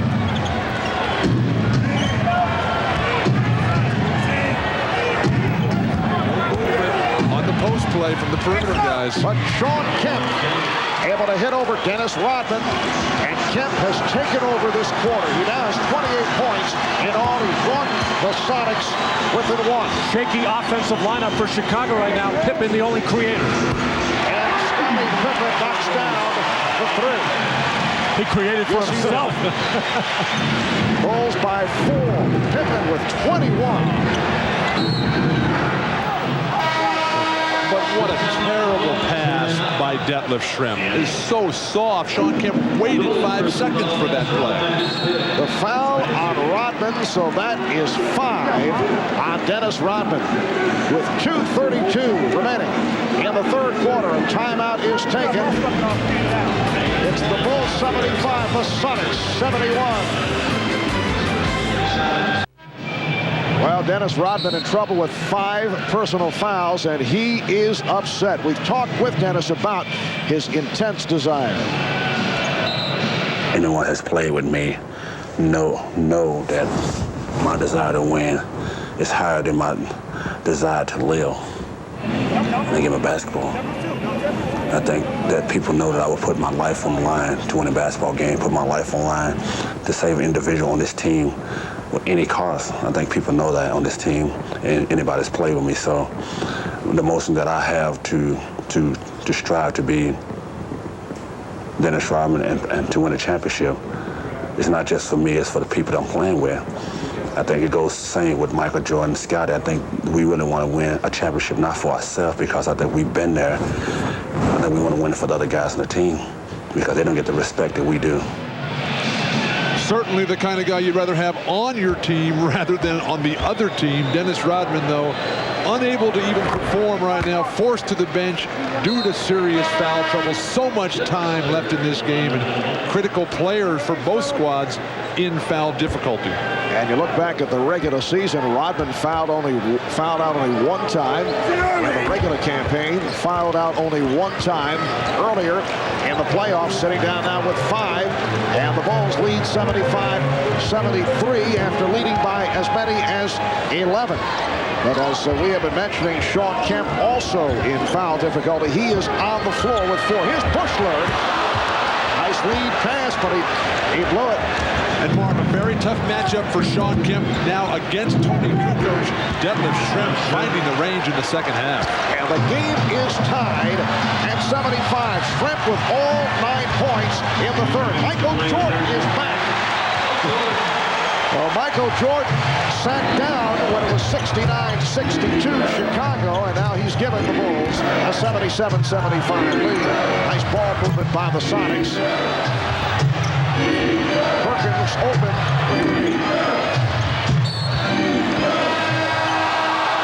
And Jordan appealing the call. Well, Michael has been perimeter-minded all night. As soon as he realized the double team was going to come so quickly in that first quarter, and he just has too much quickness for Detlef Schrempf to keep him from getting into the lane. Jordan felt that that ball was last touched by the Sonics. Rejection by Pippen. He was upset with that last call, but Pippen able to come up with the block. Bulls with the ball. They're up by 2 with 1:25 remaining in the third quarter. Now this is a mismatch here. Quickly get it out of his hands. Bushler for 3. Kukoc with the save. Bushler, who has shot well during the playoffs, not shooting well here tonight. Wennington. Bill Wennington with his first field goal. And the Bulls now lead 79-75. Seattle has stayed on top of the rebound battle.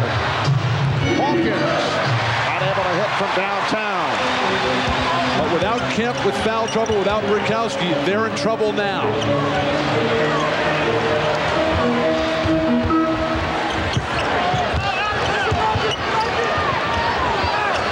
Shot clock at 7. Bushler's pass broken up. Judd Bushler having some tough moments coming into tonight. He had hit 6 of 8 from the field in the series against Orlando. And now a call being made by Bennett Salvatore, which surprised the Sonics. 23. We have a double technical foul. A double technical on Michael Jordan and Gary Payton. Action away from the ball. Well, Gary Payton has been matched up a couple of times with Michael Jordan. Not right now, but he is trying to get up into the chest of Michael at every opportunity and making physical contact. And there, Jordan and Payton just swatting away at each other. And the offside official, Bennett Salvatore, spotted it. That's just good aggressive basketball. All that contact down in the chest area, certainly within the realm of sportsmanship. And Bushler strip. 20 seconds remaining in the third.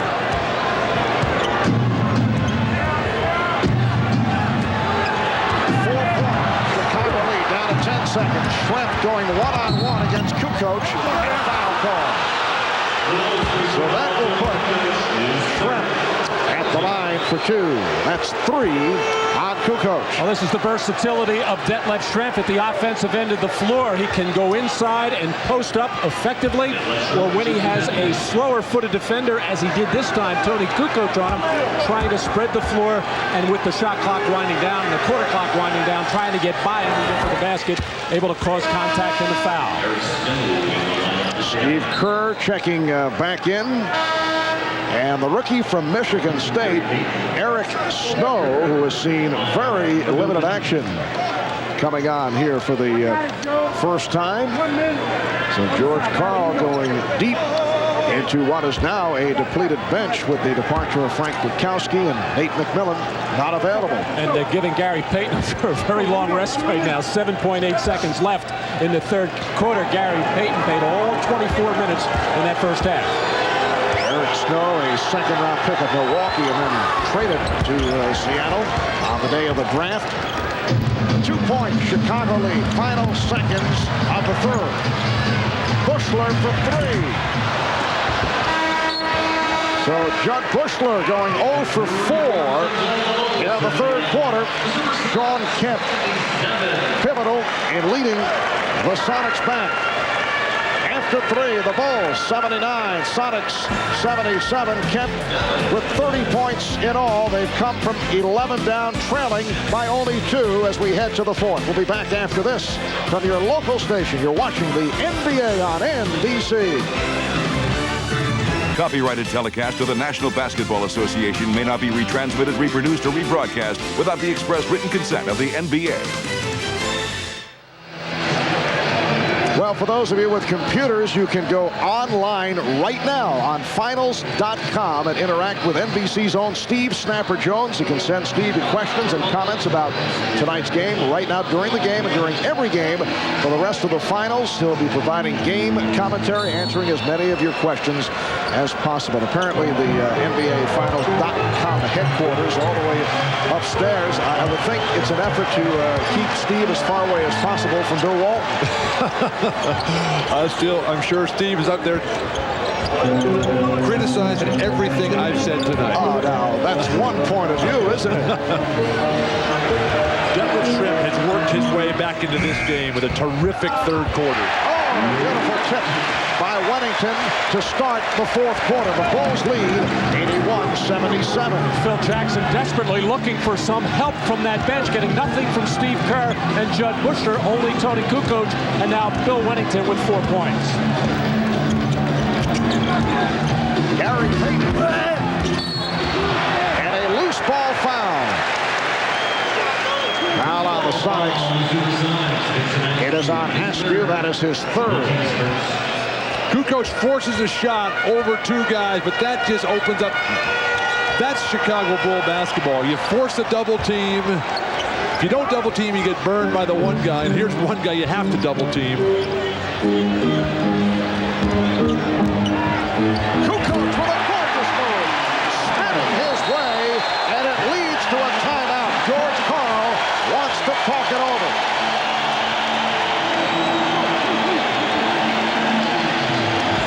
When you don't double team, Detlef Schrempf unable to just do anything against Tony Kukoc, finally having his way at the basket.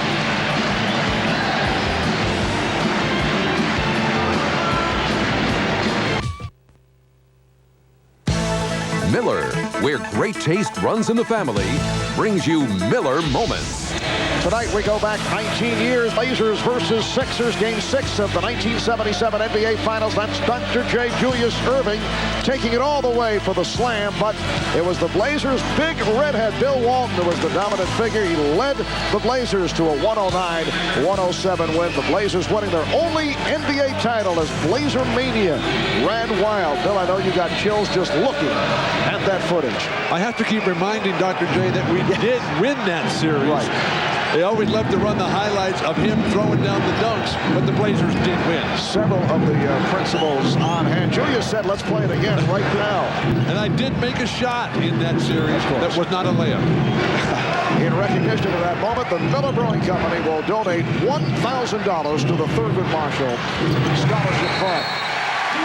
24-second violation. And it should be pointed out that the big redhead was named Finals Most Valuable Player. And deservedly so. And George Karl was telling me this morning he is more concerned about how his team is going to be able to score in the series. He feels that the defense will hold up. Well, at this particular time, both are failing him right now. And Hannah's been reporting regularly during those timeouts how George Karl has been lambasting his team for their lack of aggressiveness and assertiveness. They're not competing right now. And with all those things going wrong for Seattle, they only trail by 6 points, still well in the hunt. Kukoc. A three for Tony Kukoc, who has had a big game off the bench. He now has 11. Seattle's got some real serious matchup problems. Detlef Schrempf can't guard anybody, and Sean Kemp cannot guard Tony Kukoc on the perimeter. Perkins for three. But the Sonics hang in, down by 6. 9.5 remaining. In the fourth quarter, Schrempf getting set to make his return. Seattle had missed its previous 5 shots before that jumper by Perkins. Kukoc. A potential 4-point play. Well, Hannah Storm had told us in the last timeout that George Karl warned his team Michael Jordan is going to take over. Well, right now, it's Tony Kukoc taking over. 2 3-pointers, and a little while ago, a beautiful move inside, but Tony Kukoc is feeling it. His jumper has been absent throughout the whole playoff. 3 for 36 coming into this one, and maybe this 9-day layoff, Tony Kukoc found his jumper.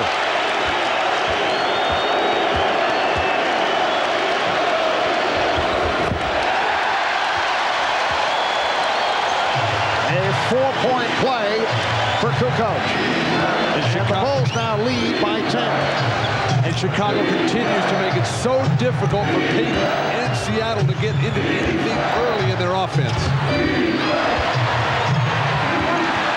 Michael Jordan battling to come up with the rebound. 3 minutes gone by in the fourth. Looks like the Bulls want to get the ball to Kukoc, the man with the hot hands. Well, Jordan tried to get it down low, intended for Pippen.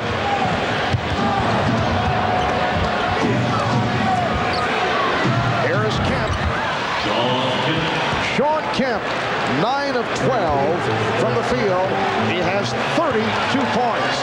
8-point Chicago lead.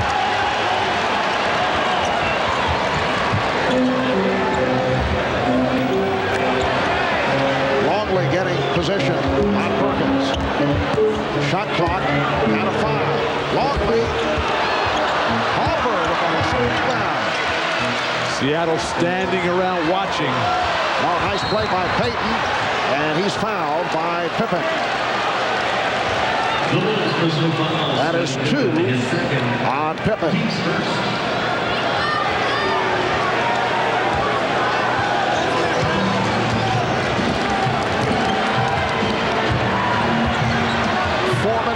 Gone by in the fourth quarter. Game 1 of the NBA Finals Series. Game 2 here in Chicago on Friday night.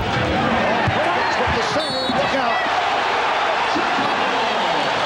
And Sam landing in our lap. I thought I made a pretty good save on that one. I thought you were heading for the 5th row. No, that was my way of protecting Sam Perkins. Here's another look. Gary Payton is unable to create inside in all the earlier. More importantly, watch this guy. Marv Albert standing right up there and I think he was saving leaving. Matt Kukoc. He was leaving the building.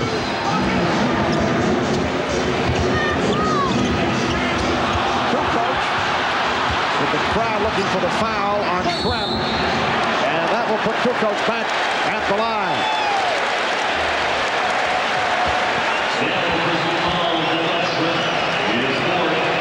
So the Bulls with a 90-82 lead, and Tony Kukoc at the free throw line. Kukoc with 9 of his 15 in the fourth quarter.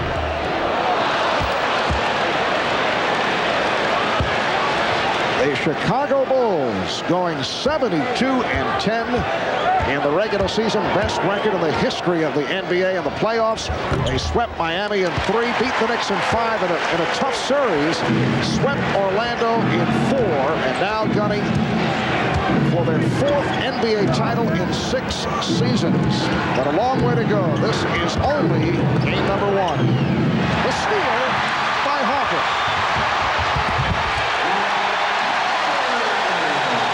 And the Sonics call for time.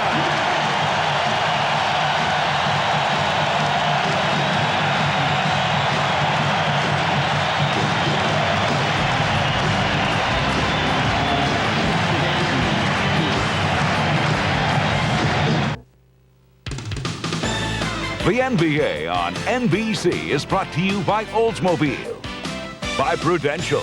Live well, make a plan, be your own rock. And by New Miller Beer, the brand new beer from Miller with big flavor that goes down easy. Back in Chicago, Marv Albert, Matt Kukoc, Bill Walton, Rod Rashad, Hannah Storm, Gary Payton with a quiet ball game. Michael Jordan, a quiet second half. Look at the overall numbers. Well, Gary Payton has to wear 3 hats for this Seattle team. He has to score himself, he has to create for his teammates, and he has to be the catalyst defensively, and he really hasn't done the defensive job so far in this one. What he has to do most of all is get some offense going for himself and put some pressure on this Chicago Bulls defense. Careless play once again by Seattle. And Pippen with the steal. Bulls with a 93-82 lead, breaking it open once again here in the fourth quarter. Luke Longley rebounded by Scottie Pippen. Pippen with 3 steals. You saw the numbers on Michael Jordan has been quiet in the second half. Kukoc and Harper keeps it alive. But the rest of the Bulls have done it. Scottie Pippen has turned it around in the second half. Tony Kukoc with a terrific job off the bench. Perkins stealing from Jordan. And you know, although Sam does not show it, that's one of his career highlights. You'll never let him forget that. Oh, that's one that will be shown time and time again. Nice move. Gary Payton with 9 points, and the Bulls now lead 93-84. And that's the post move that Gary Payton was so successful against John Stockton and the Utah Jazz, but against the taller guards of Chicago, unable to get down there as much as I'm sure he'd like to. Just under 6 minutes remaining in the fourth. Oh, picked off by Kemp, and here's Payton. Well, Longley had that pass telegraphed, and Phil Jackson is very upset. Well, Chicago has been so sharp with the basketball throughout this ballgame, taking care of it. 6'11", Sam Perkins taking it away from the best player on the planet, Michael Jordan. And there's that post move by Gary Payton, and then Luke Longley just throwing a terrible pass as Gary Payton will finish off this play from Shawn Kemp.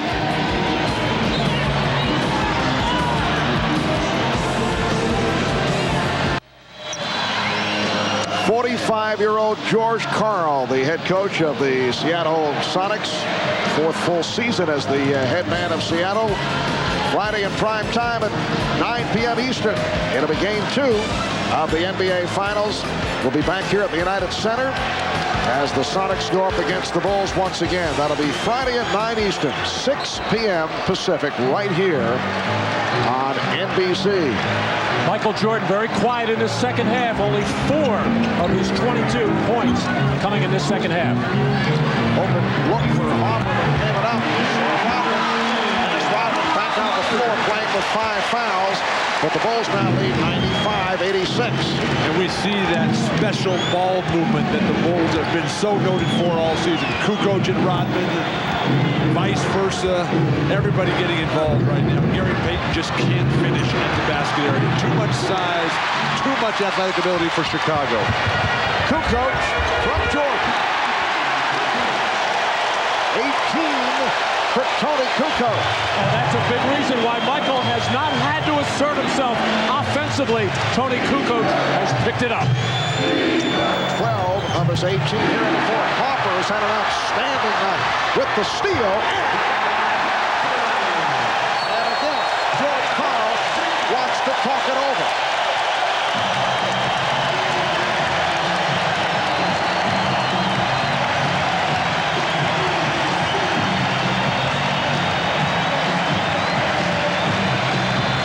Michael Jordan in transition, finding his teammates who are all running the floor. Big men just out hustling the Sonics right now. And then Harper has been in the passing lanes all night long. No answer for Seattle. They're forced to the bench again.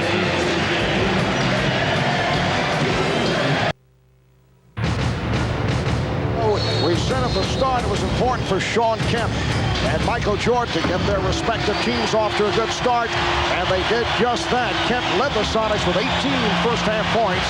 In a close battle, Jordan had 18 of his own, and the Bulls led by 5 at the half.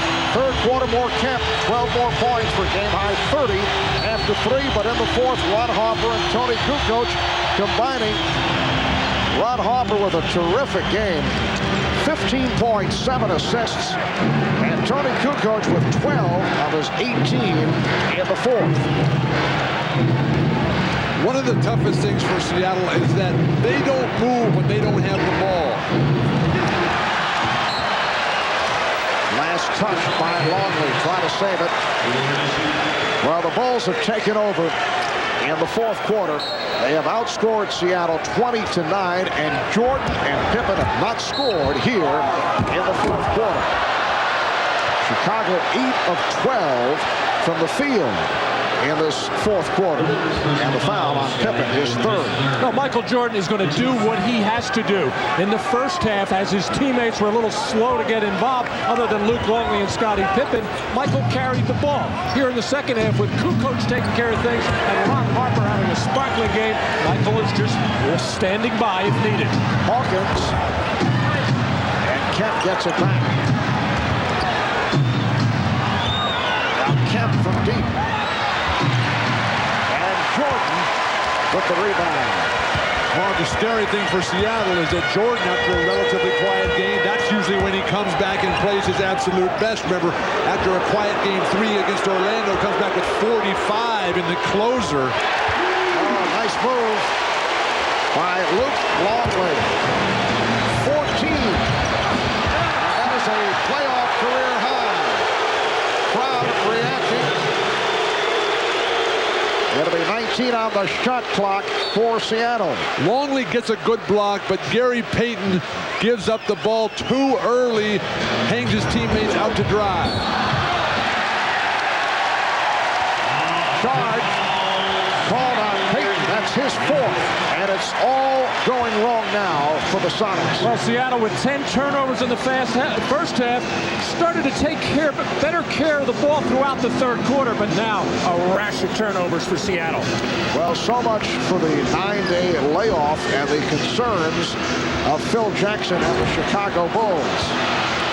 They have their biggest lead of the night. They're up by 15.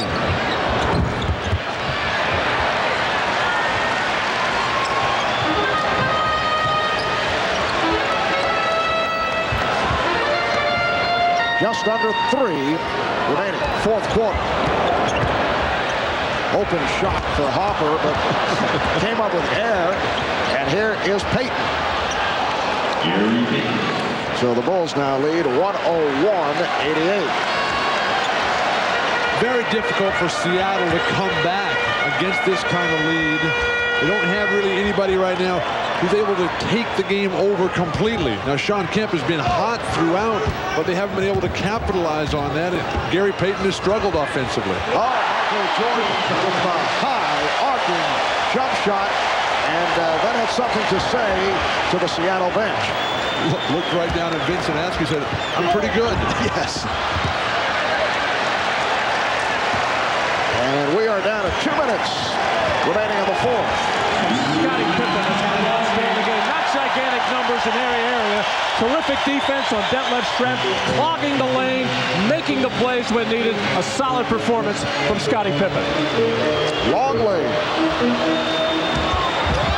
Oh, look out. Rodman just went down. Joe Crawford taking a long look.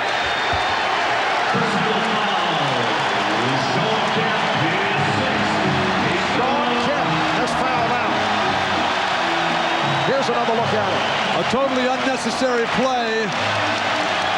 All of them hooked up there. Frustration by Sean Kemp. Just let that one go. You got to play above the antics of Dennis Rodman, who incites that type of behavior and loves it all the way. Oh, absolutely. Actually, I think Sean Kemp pushed him on his wrist, and he went sprawling like the building fell on him. Saw the final numbers on Kemp. 32 points, 9 of 14 shooting, 7 rebounds in 40 minutes. Oh, look out. Hopper and Payton. And the collision, Payton was going for the steal. That's 5 on Payton.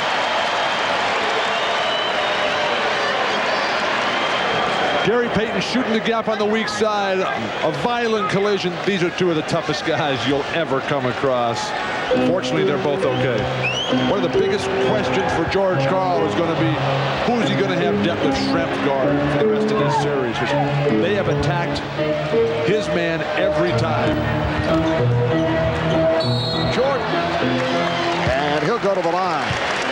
Well, Michael, I'm sure, will say he was totally unimpressed with the strategy of Schrempf doing the guarding of Michael and then the double team, because he just quickly realized that he was just going to move outside, and that would negate a lot of the double teaming and spread the floor for himself, where he could drive, take his jump shots, get others involved as he did in this second half. And then when they did switch, when Seattle did switch a smaller guy, Michael just swung right into the low post and punished him down there. That's that versatility of Jordan and the Bulls offense, which is brilliant at picking out where the advantage is. 26 for Jordan, along with 7 rebounds. And the Bulls have opened up a 105-88 lead as we come up on 1 minute remaining in the 4th quarter. So an impressive start for the Chicago Bulls. Foul is called. Schrempf took the hit. An impressive start, some concern, and it was genuine concern on the part of the Bulls that the long layoff could have an effect. Phil Jackson with the victory smile at this point. The Bulls last played in that fourth and final game against Orlando on May the 27th. They were getting sick of going against each other in practice. And Phil did tell us yesterday that the two players that the layoff might possibly help was Scottie Pippen, who has an assortment of bumps and bruises, and Ron Harper, who has a bad knee and had to have that knee drained during that week, and he has responded beautifully. It certainly helped Luke Longley, but this Chicago Bulls team is so special. When you got guys like Jordan and Rodman who just have such a killer instinct out there, the practices become so competitive, and then the genius of Phil Jackson that keeps everybody sharp all the time. Shot clock at 5, 40 seconds remaining in the game. Jordan, yes, in dramatic fashion. That's just an impossible matchup for Detlef Schrempf, who doesn't have the foot speed to challenge Jordan. Askew. That was a three-point attempt. We are down to 25 seconds remaining. Looked like Pippen got a piece of it. And the Bulls now hearing it from the crowd. They're on their feet at the United Center. Michael Jordan with 28 points. Scottie Pippen with 21. Tony Kukoc with 18, Ron Harper 15, Luke Longley 14, Sean Kemp leading the Sonics with 32, and the Bulls have won Game 1, 107-90. We'll be